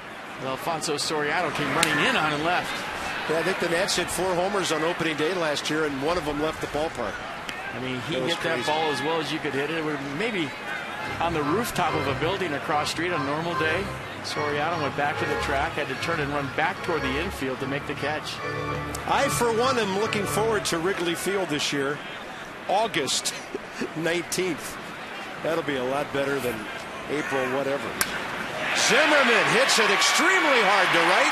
That's going to get into the deep corner and rattle around on Giancarlo Stanton. Ryan looking up.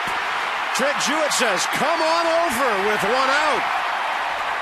Ryan Zimmerman's first base hit in 2013.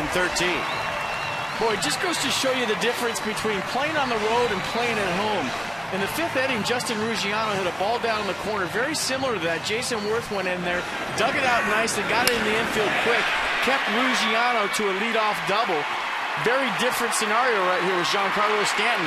Got too close to the baseball, chased it around. Ryan Zimmerman, a very underrated base runner, saw that and stretched it into a 1-out triple. 1 out, you go for that every single time, but 1 ball played well by Jason Worth, 1 ball played not very well by Giancarlo Stanton. You see the difference. And a very good RBI situation for Adam LaRoche. He's hit the ball hard twice tonight. Line drive to either corner outfielder. Takes that one, and Zimmerman had to dive back as Polanco snuck in behind him. A nice piece of hitting right there, just going with it.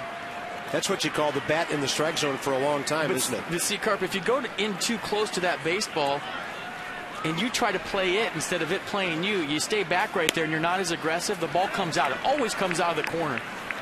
And I think that's something you work on as a visiting player during batting practice. You'll have a coach fungo balls into the corner. It's the first thing I used to take care of when I played left field or right field on the road to see how the ball rattles around down the corner for that scenario right there. And in almost every ballpark, there's padding that goes down to within about 6 or 8 inches of the ground.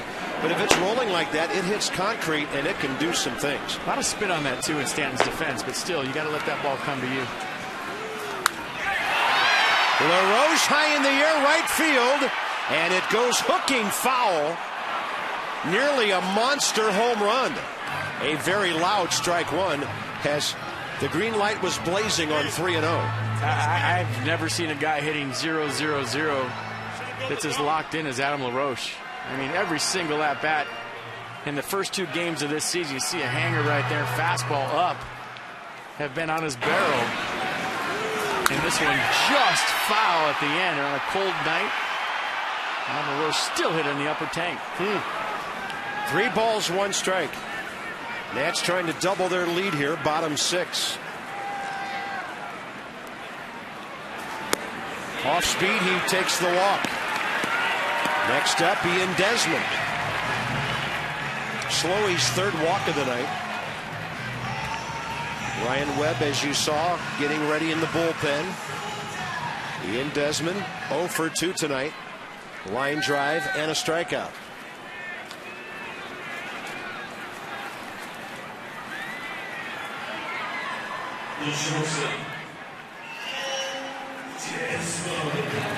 Pretty sure Miguel Oliva went out there and told Kevin Slowey he's swinging.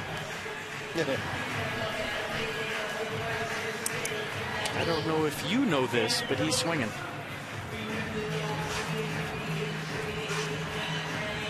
Not sure how much Slowey watched Masson when he was off all of last year.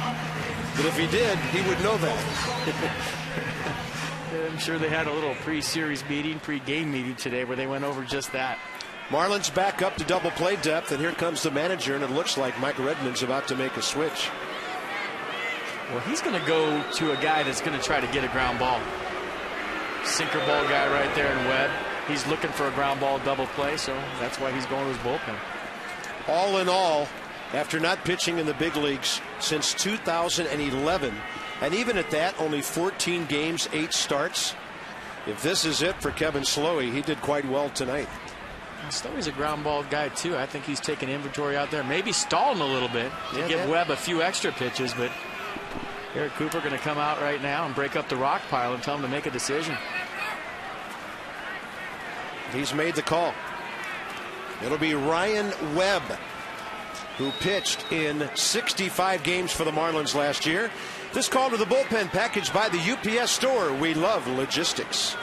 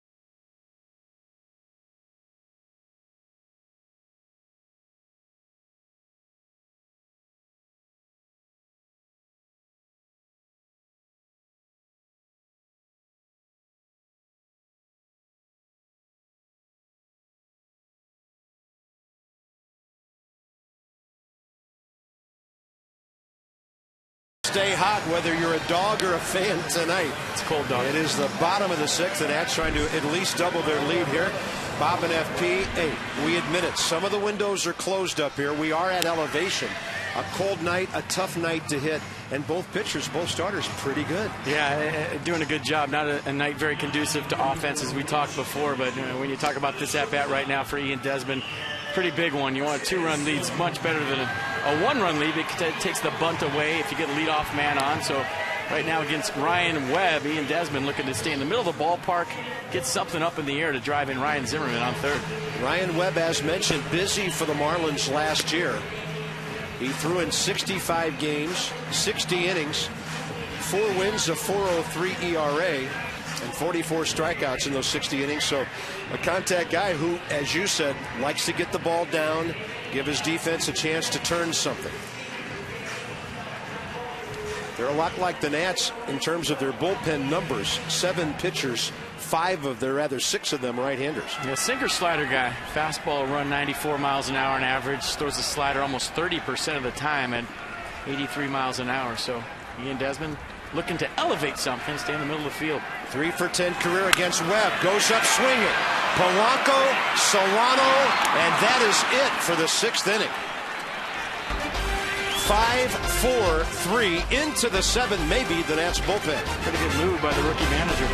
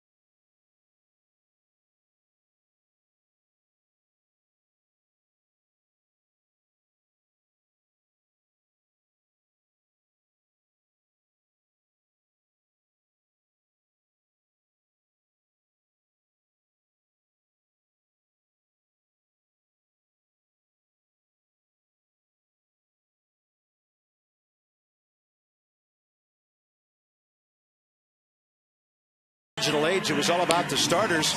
Well, now even more so with Gio's 6 outstanding shutout innings and his bat producing the only run of the game. Well, it's definitely been the Gio show. Started out kind of shaky. First inning, brain freeze working out there. Don't know what was going on. But he wasn't feeling too well. We followed him in the dugout, figured it out, toughed it out. Did a great job on the mound. How about this? Gio Gonzalez providing all the offense for the Nats so far tonight. His first Tater of the year. And Tater Trot Tracker, that's a true website, or a true Twitter account.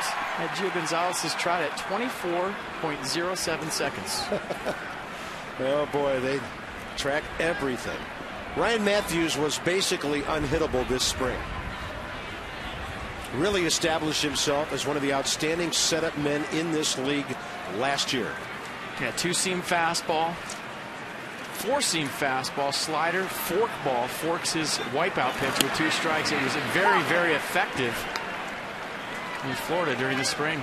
You know, not like this guy's some young overnight sensation. Ryan turned 28 November 10th. And he has found something here at this stage of his career with a good ball club in D.C. Little fair ball off the bat of Polanco, inside out swing. He will not chance a trip to second base. That's the 3rd inning in a row. The Marlins have put their leadoff man aboard. Boy, I'm thinking leadoff double all the way. Ball just gets inside the right field line, but you can't play a ball any better than Jason Worth just played this. Watch this. Full speed, knows where it's going to carry him. You talk about knowing your own ballpark, bare hand. Polanco has to put on the brakes. In a one-run baseball game in the 7th inning, this play is huge right here by Jason Worth. Little bouncer right side from Ruggiano. Short for one. They got them both on a 4-6-3. Danny Espinosa, Ian Desmond flashing some quick hands on that. Yeah, that ball didn't look like a double play off the bat, but if you're Ryan Matthews, the first guy you're going to high-five after this inning is Jason Worth. I mean, Justin Ruggiano, that tapper right there to Danny Espinosa gets Polanco to third base, but because of the play by Jason Worth, holding Polanco to a single, the Nats turn a very nifty 4-6-3 double play. Great shot right there of LaRoche in the stretch. And just like that, nobody on 2 outs. Nats flashing some leather again here tonight against the Fish.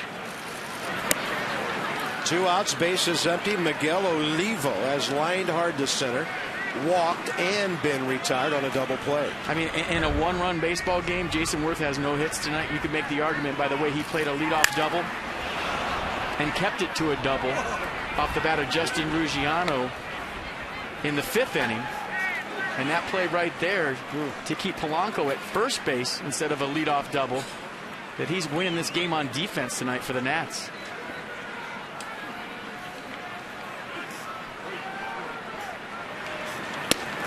Check swing, strike 2. Little things like that, Carp, separate great teams from good teams and good teams from bad teams. Yeah.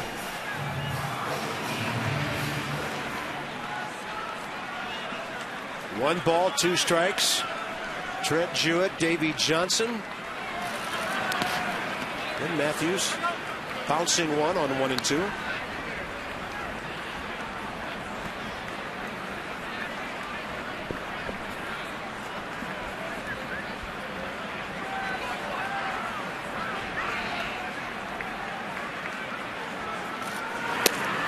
Got him looking. Nasty sinkage at the knees. And all you folks at home, nice and warm, stand up and stretch and tip your caps to the Nats fans braving this one tonight. Ryan Matthews, that patented sinker.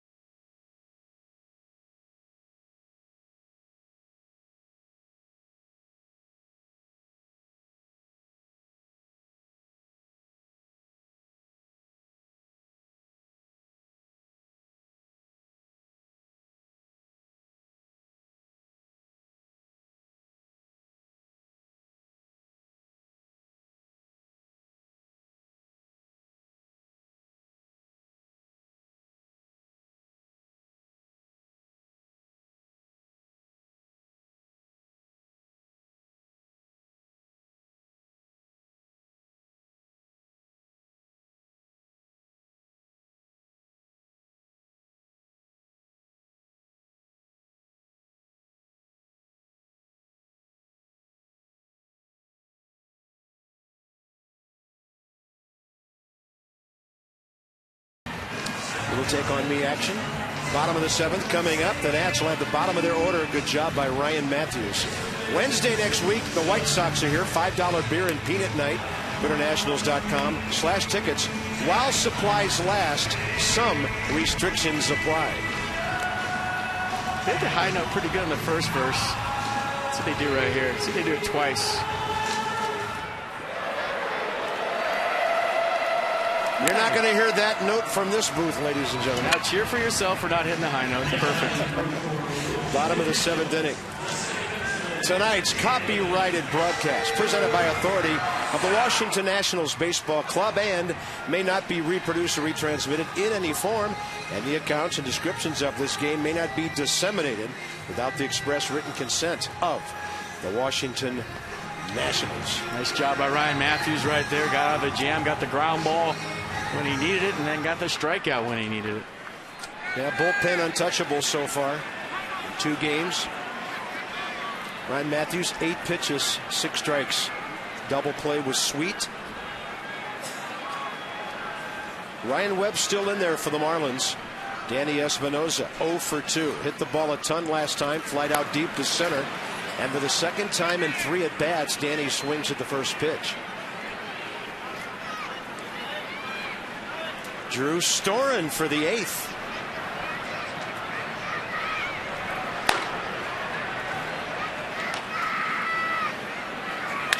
Espinosa. Booted by Solano. You know, I was about to say 2-hopper, but he didn't charge, and it became a 3-hopper, and the 3rd hop was fatal. Yeah, kind of sat on that baseball right there, ate him up. Horizon Fios Exmo. Still feet, equal hard hands. Donovan Solano, generally a sure-handed infielder, nice utility guy. Got a little quiet with his feet right there. Whenever you stop moving your feet as an infielder, your glove gets stiff, your hands get stiff. Well, let's see if the ball club, identified as the winning ball club, with Chad Tracy hitting for Matthews in a moment, takes advantage, whereas the Marlins have not taken advantage of a couple of things they've been presented tonight. Suzuki up in the box. We talked about if you're sacrifice button, sometimes you move up in the box. And Danny Espinosa, a running threat who swiped 20 bases last year. Suzuki can handle the bat. If you're Davey Johnson, Trent Jewett, you could go hit and run right here. You can bunt right here.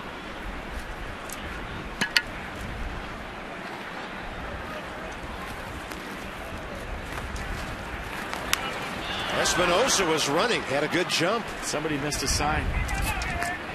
Danny Espinosa thought hit and run. Kurt Suzuki thought sacrifice bunt. And everybody looking at Trent Jewett right now. That'll happen early in the season sometimes.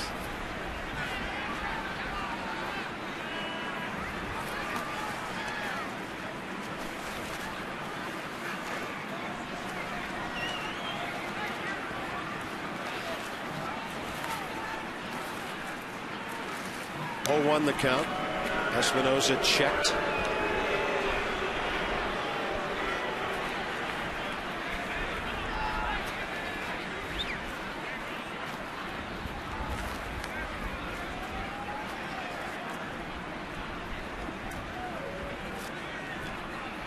Suzuki lays one down. Perfect. Olivo to Solano. Danny Espinosa, second base. 1 out on Kurt Suzuki's 14th career sacrifice. Yeah, we always talk about Kurt Suzuki's a Tom Omaski video. I mean, look at it right here. Perfect technique up in the box. Deadens the ball nicely. You don't have to be too fine with the sacrifice bunt when you have wheels like Danny Espinosa on first base. Just get the ball down, get the job done. Well played by Kurt Suzuki. Bringing in Chad Tracy, who had a wonderful season last year, even though he missed significant time with injury. He was 12 for 46 as a pinch hitter last year with a homer, 11 RBIs, with 5 walks at 261. It's about as good as anybody in baseball. And he was out from May 26th until July 31st. Think of the damage he might have done. Nats liked him so much they gave him a contract extension during that season through this year.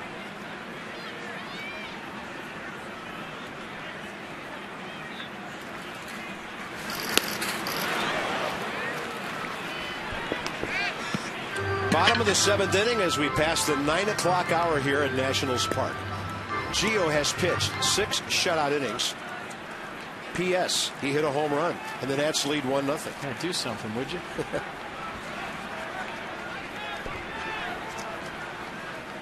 Chad Tracy 0 for 1 career against Ryan Webb. That ball gets away. And now a fly ball could give the Nats a 2-0 lead. Big time 90-foot mistake right there by the Marlins. Ball in the dirt, good read by Danny Espinosa. Now Mike Redmond's going to have to bring his infield in with Espinosa on third.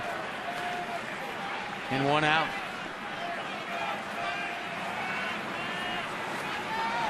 Makes the at-bat a lot easier for Chad Tracy. Not that any of these are easy coming off the bench, especially in this weather. Instead, try to stay warm in that cage, stay loose. Davey Johnson addressed Chad Tracy during his media session this afternoon, addressing not only the value that Chad has to the ball club, FP, because of his hitting, but the way he teaches Tyler Moore and Steve Lombardozzi and Roger Bernardina things about what you just talked about. Yeah. Getting loose, staying warm, being ready. Yeah, being ready, the key coming out of spring training. It's tough for those bench guys. 2-2 pitch, and he takes it, ball 3. And Olivo takes a while to find that one, laying at his feet. Chad Tracy here about 2 o'clock today. Tracking pitches down the bullpen, I think, as a pinch hitter, as a bench guy, you stand in those bullpens, you watch the speed, the velocity, so that your eyes stay trained. The worst thing is for a bench guy coming out of spring training locked in, you don't play for a couple, 4, 5, 6, 7 days. Makes it tough. 3-2 pitch, and he takes the walk. One of the things that makes Chad Tracy so interesting as a pinch hitter, the number of walks he can draw. So now it's 1st and 3rd, 1 out, and just like last inning, when Desmond stepped in, now it's Span, and the Marlins will step back into a double play configuration. Roger Bernardino will run for Chad Tracy. Shark for a goon, that's a good trade.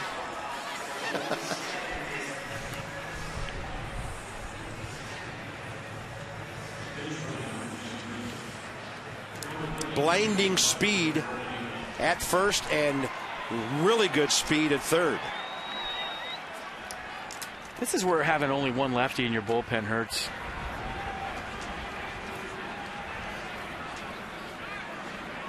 Denard Span, 2 walks and a double tonight.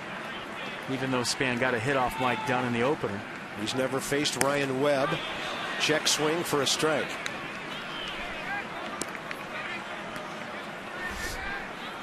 That is A.J. Ramos.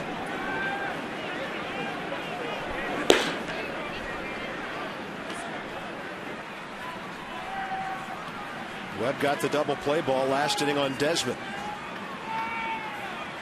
Span looking for his first Nats RBI. Big swing, strike 2. We'll see if Denard now shortens up a bit and tries to be compact and quick in a 2-strike count. Echeverria, Solano, talk about shortening up. They are playing very shallow, shallower than double play depth normally because of the speed of Denard Span. See how close they are to the cutout in the grass. They're trying to get to a baseball quick so they can turn it on a speedy runner at the plate. They're cheating in. Bernardina jumped into his lead. Span stays alive, slapping it past third.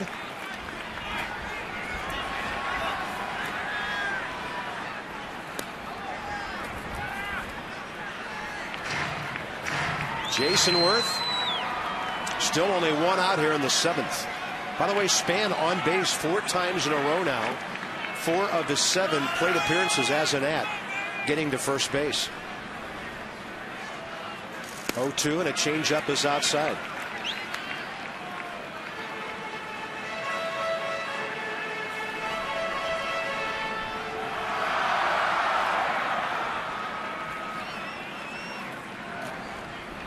Bernardina, front foot to the cut of the grass.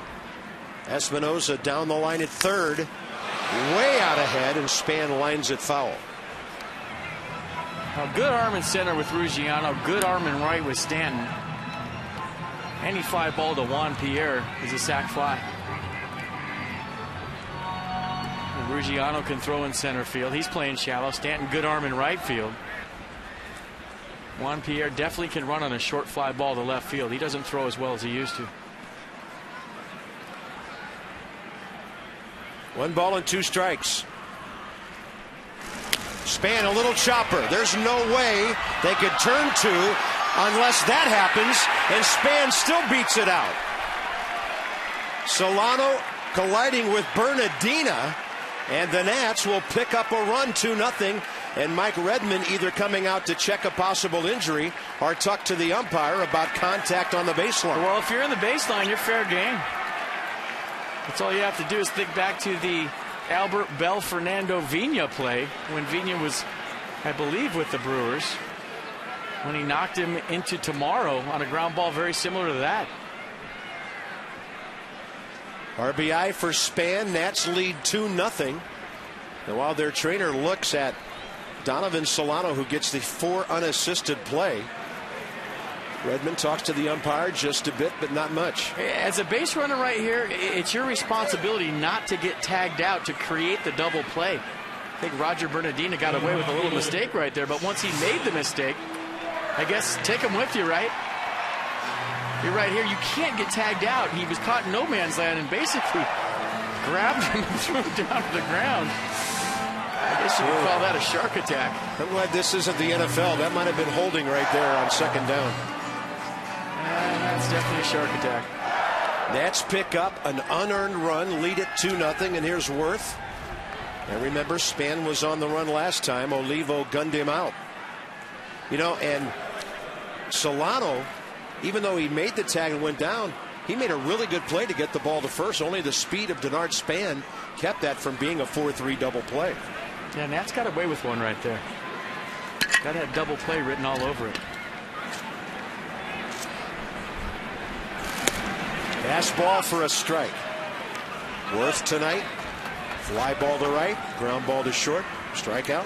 He's 0 for 7 to start the year, but as FPS chronicled very well, his work in right field on caroms, saving at least a run tonight. Breaking ball comes back and catches the inner half. Kinetic North America will track it. That slider 80 miles an hour starts on the inner half. Comes back for a strike.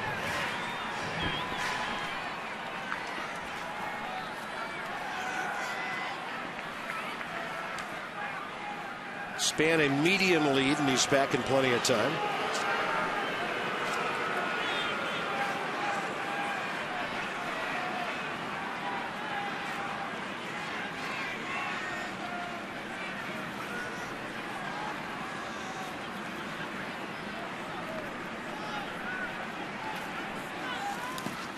Ball gets away. Span, great secondary lead. Scoring position with 2 outs. Good read by Denard Span right there. As soon as that ball went in the dirt, he took off. Didn't wait around to see where it kicks. Watch the read. In the dirt, go.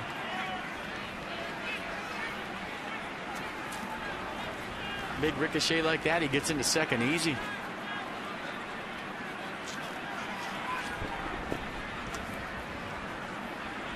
A huge 90 feet. Worth trying to cash it in. Waiting for that breaking ball and popped it up to the right side. Solano, Stanton makes the call, basket catch. Sometimes you can score without a base hit, and the Nats have doubled their lead.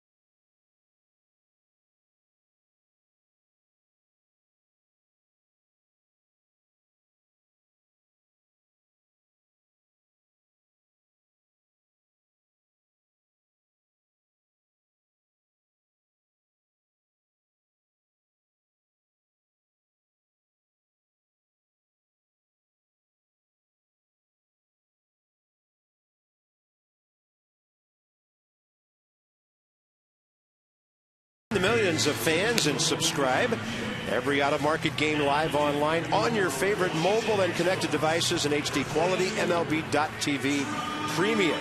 Visit MLB.TV. Baseball everywhere.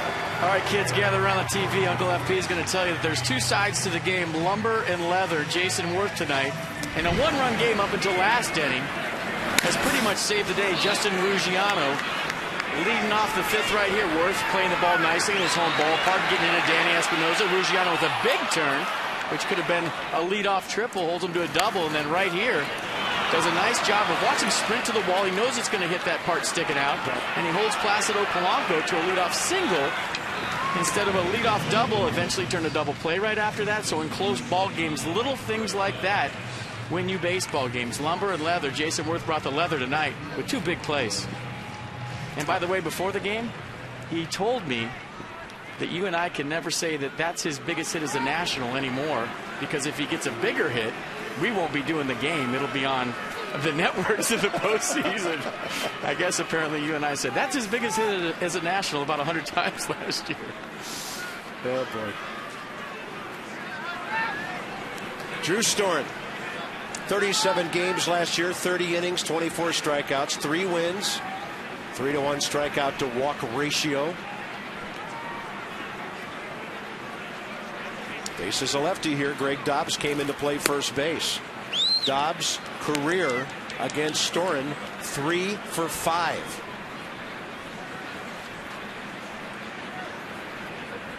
Echeverria, the shortstop next. Then they'll hit for Ryan Webb.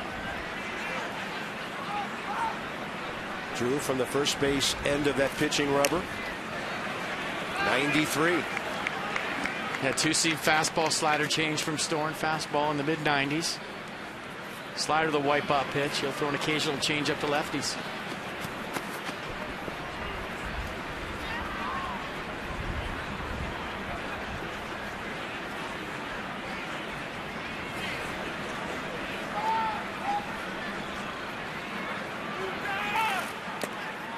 And the slider in the dirt, 81. 2 balls, 1 strike. There's Echeverria. And then about 15 feet behind him, Chris Coghlan is on the second top step of the dugout with a bat. Their other left-handed hitter who's not a catcher. High gas at 93, strike 2. Yeah, I think of Drew Storen, everybody talks about the killer slider, but everything to me is predicated off his fastball location. If he can get strike 1 with that heater, get into a 2-strike count and get to that slider, that's when he's almost unhittable.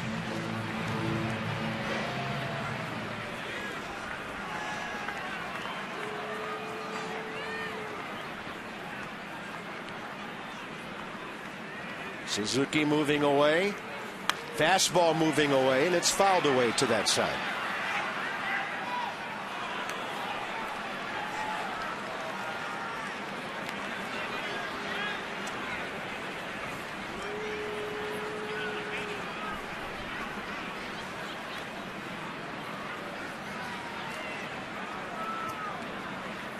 Greg Dobbs had a pinch hitting appearance on Monday, flew out against Tyler Clippard. 2-2 pitch.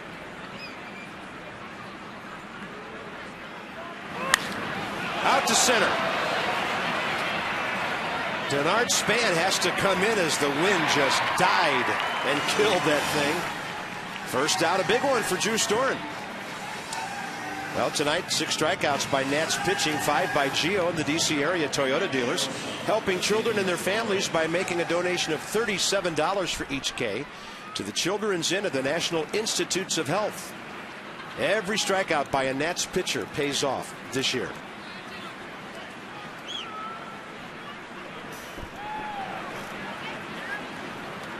Adeiny Echeverria goes up swinging. Hanging up.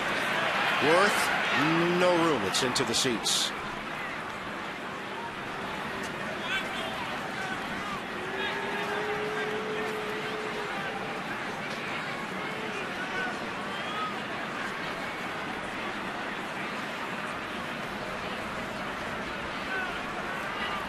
Chris Coghlan 0 for 4 in the opener Monday, batting second. They'll pinch hit in a moment.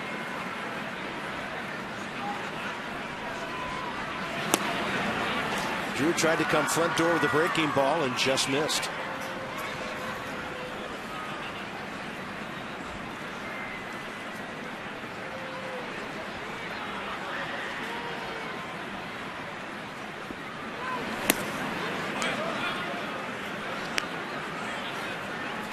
I think all Drew needs is a couple of 1, 2, 3 innings to start the season, and all will be back to normal. Park playing big tonight. Just go right after hitters. Attack the zone. I mean, not that you don't do that any night, but especially tonight. Fly ball to right center. Well hit. Spin. Running. And he'll reach it for the second out. Let one of the best defenses in baseball with great legs under it help you out, huh? Yeah, he was playing shallow, too. A long way to go for this. You see the communication to Jason Worth. I got it. And you just get the feeling that the ball's in the ballpark, Denard Span is going to catch it. That's simple. That ball was hit a lot harder than that. Wind knocked it down. All right, here's Chris Coghlan.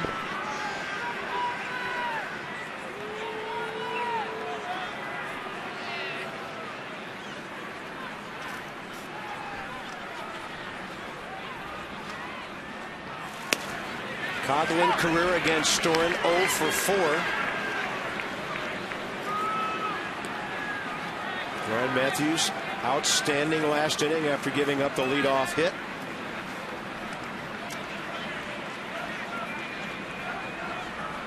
And tonight the 8th inning belongs to Drew. 1 ball, 1 strike. It'll be fascinating, and Davey talked about this today, the versatility of his bullpen. He said he doesn't really have a feel for Rafael Soriano yet, how much he can pitch, how many days in a row he can go, but he's got some go-to guys if he wants to give Soriano a day off. Well, based on opening day, I would say as much as possible. With Rafael Soriano. Yeah, hope he takes that jersey off about 45 to 50 times this year. Yeah, or at least unbuttons it and untucks it. If he untucks it tonight, there might be about 7 layers under there, how cold it is. Here he is. 9th inning, guys. Know when to start getting ready, get warm, get loose. 1 ball, 2 strikes.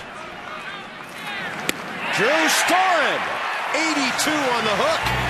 Not exactly in the dirt, but we'll call it his first killer slider of the year. Thank you.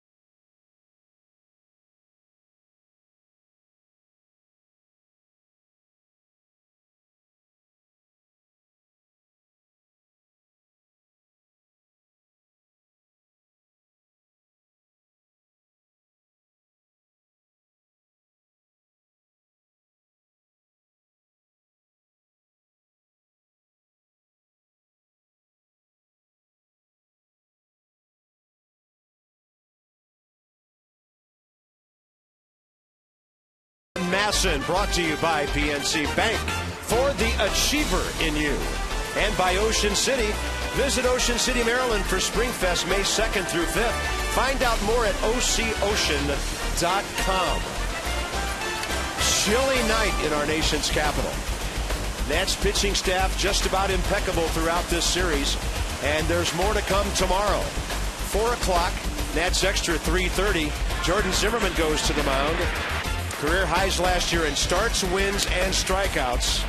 And Jordan will be looking for his 24th career win. He'll take on Wade LeBlanc, who made 9 starts with the Fish last year. Johnny and Ray, 3:30. FP and Bob from the booth at 4.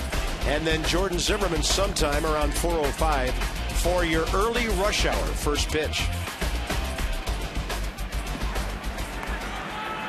Right-hander A.J. Ramos, a product of Texas Tech. 26 years of age, out of Lubbock, Texas, that is, and he faces Bryce Harper, who's 1 for 3.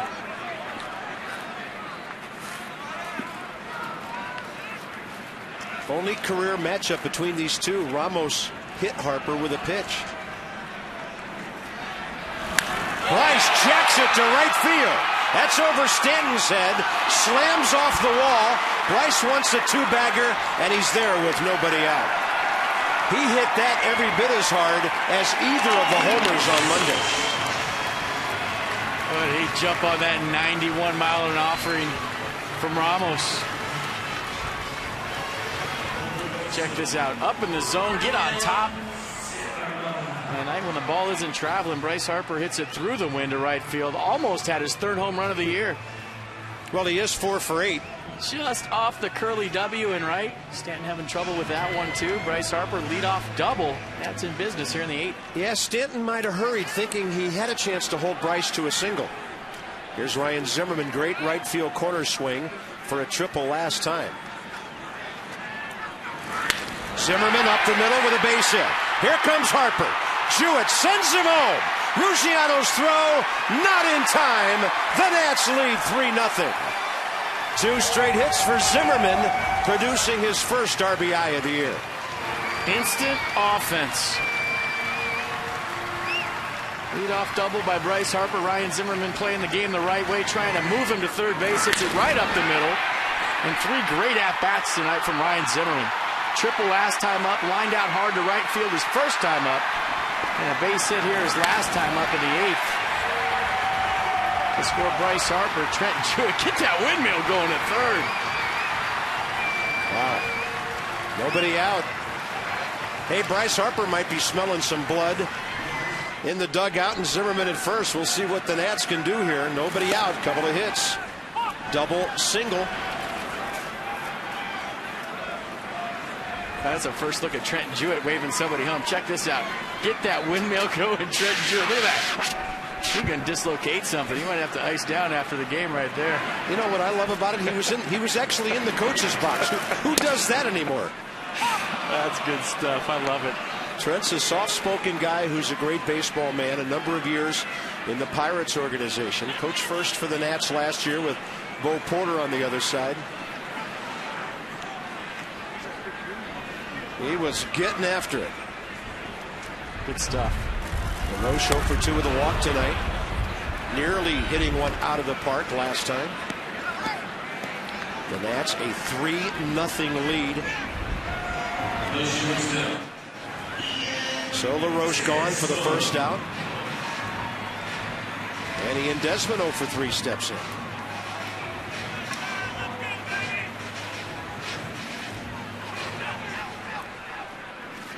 Ian Desmond against A.J. Ramos, 1 for 1 career.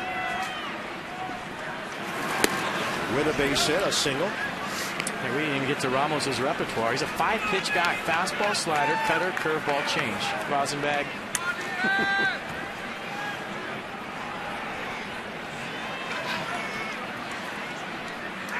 Last year was his rookie year. 11 games. That's one. That one is popped up, and that's for Donovan Solano. Now to the number 7 spot now for Danny Espinosa. Well, our buddies, the Potomac Nationals, are opening at home on Friday at Fitzner Stadium down in Woodbridge. All 3 opening weekend games. Fans receive a magnet schedule for the year, and the best fireworks in minor league baseball Saturday and Sunday. Kids eat free. Head to PotomacNationals.com for more. So while the big boys are in Cincinnati, you can check out some high A ball down in Woodbridge. Got a glimpse of the Potomac Nationals in spring training playing the St. Louis Cardinals in Jupiter. Yeah. Some of the Cardinal broadcasters doing the game that day were really happy about that. That's what you get for putting the split squad on the schedule. Henry Rodriguez, if the Nats score another run. Soriano, if it remains a safe situation.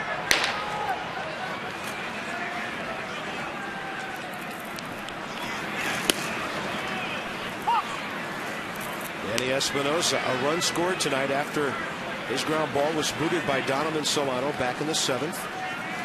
Danny 0 for 6 to start the year.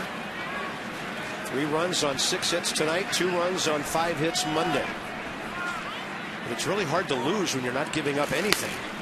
That's what the Nats pitching staff has done so far.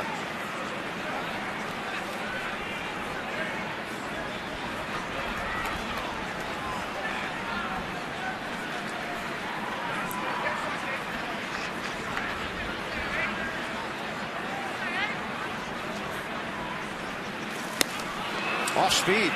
That's it for the Nats. But a Harper double, a Zimmerman RBI, and here comes Soriano again. No, that's Henry Rodriguez.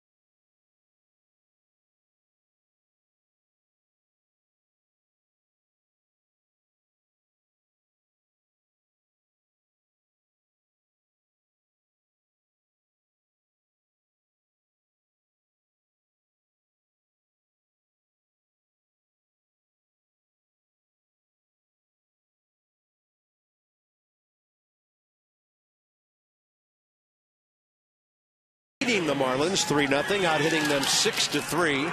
Top of the order for Miami. This call to the bullpen, Soriano's second appearance in 2 games, brought to you by the UPS Store. Packaged by the UPS Store, where we love logistics. Well, FP, 11 pitches, 8 strikes on Monday afternoon. Yeah, pinpoint command with the fastball, the slider late and tight, 2-pitch guy. And you just talk about dark spots and not phased by the stage. I think that's the thing. Talk about a guy with 42 saves for the Yankees. Opening day, not a big deal. Came in 1, 2, 3, uneventful. Just how Davey Johnson and Steve McCatty want to see it. And Rafael Soriano was brilliant on opening day.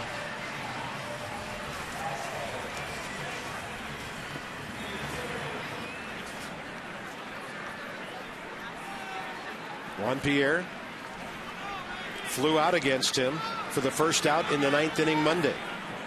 Then he struck out Coghlan and Stanton, both looking. He'll face 2 of those 3 here.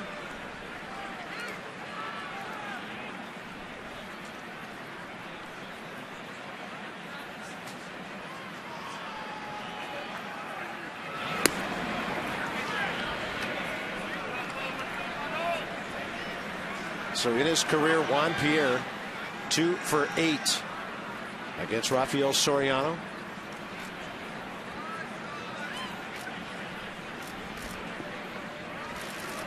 Fastball right there. 88 up in the zone, but tailing away to a tough spot.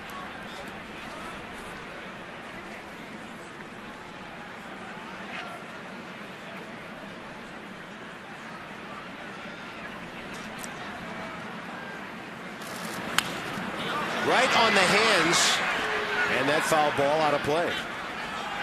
Well, cut on that fastball from Soriano. I mean, we're learning him just like you're learning him. Got the four-seam fastball, the slider. Watch just the little cut here at the end of the 91. Just enough to get in on Juan Pierre. Somebody else has done okay with that pitch. Yeah.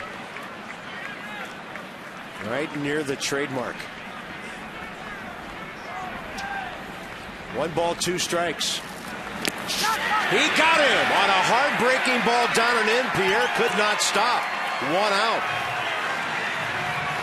Well, I've been there where Juan Pierre was. You get that fastball on the inner half. You're a little bit late on it, so you cheat to get to it thinking he's going to repeat that because he just threw it. So you see the grip and the release point.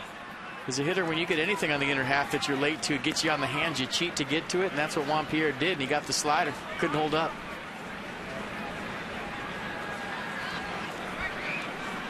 Next up, Donovan Solano, who has never faced Soriano.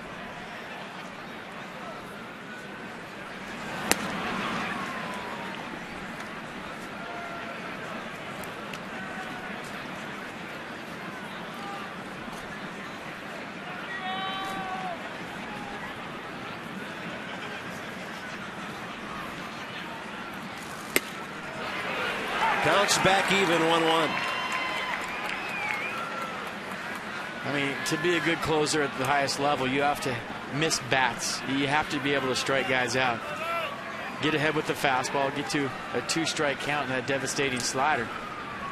That's what Soriano brings to the table. He misses bats.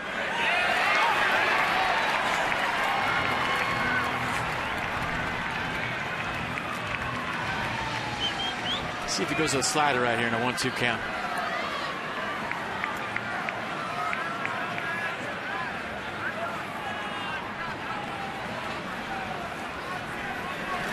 Why not? But it's hanging a bit, and it's a base hit. Just left that pitch up higher than he did the one to Juan Pierre. And the Marlins have their 4th hit of the night. Good thing it's 3-0 and not 2-0 with Giancarlo Stanton coming in.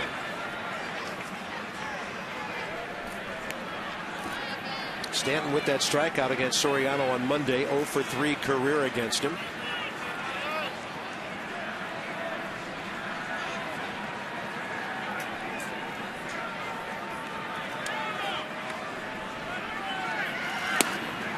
He is a strike thrower.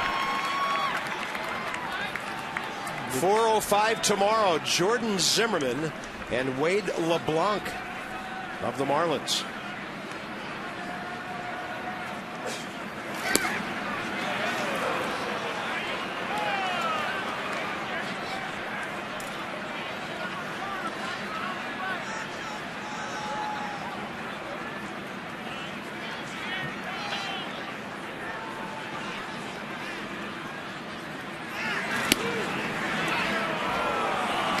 The slider ended up outside. Yeah, this one started off the plate. I don't think it was ever a strike and broke off there at the end. Pretty easy take for Stanton. Finds himself in a 2-1 count. Giancarlo 0 for 3 tonight. Couple of strikeouts. And getting a good look at those.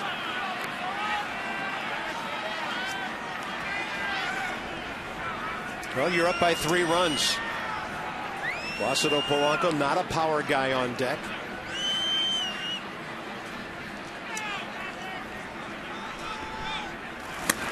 And he throws 89 past Giancarlo.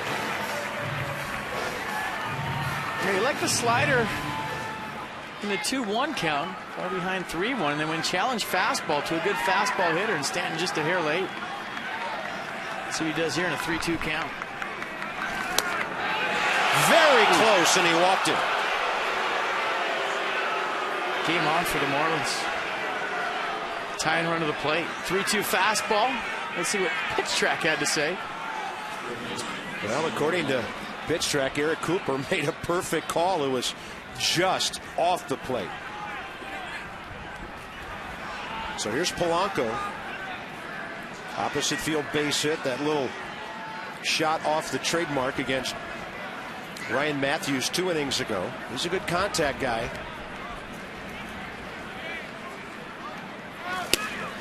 And that fastball rides high.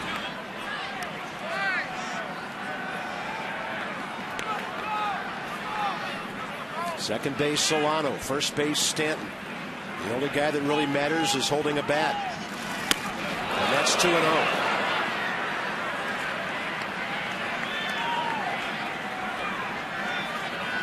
And Soriano blowing on his hand right there. I think he's finding out what a dry night it is, what a cold night it is.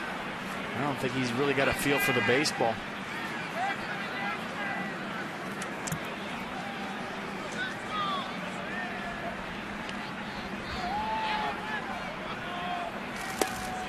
Well, not real close with those last three.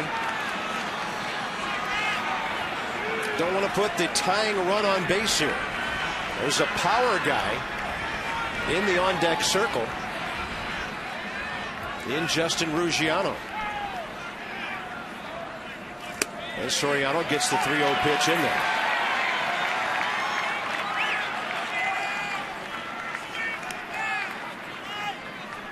I mean, the one thing he has in his favor right now, even though the tying runs at the plate, is the park is playing huge tonight. Go right after him. And Polanco hits it straight back to fill the count.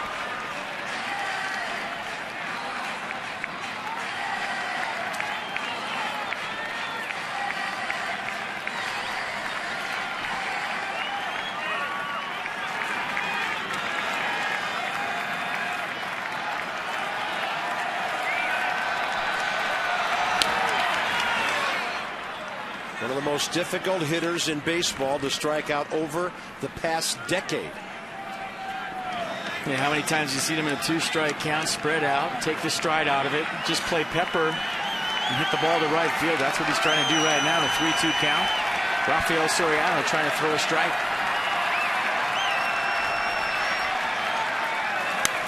In the air to right for Jason Worth, and this is a big, big out. 2 down.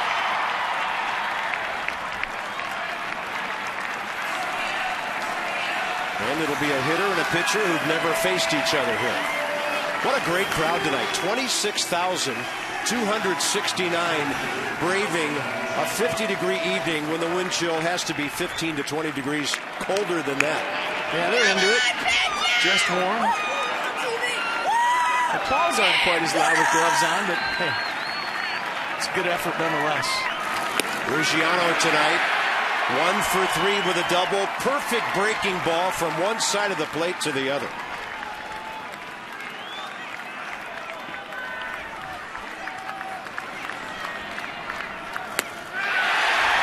He's throwing strikes again.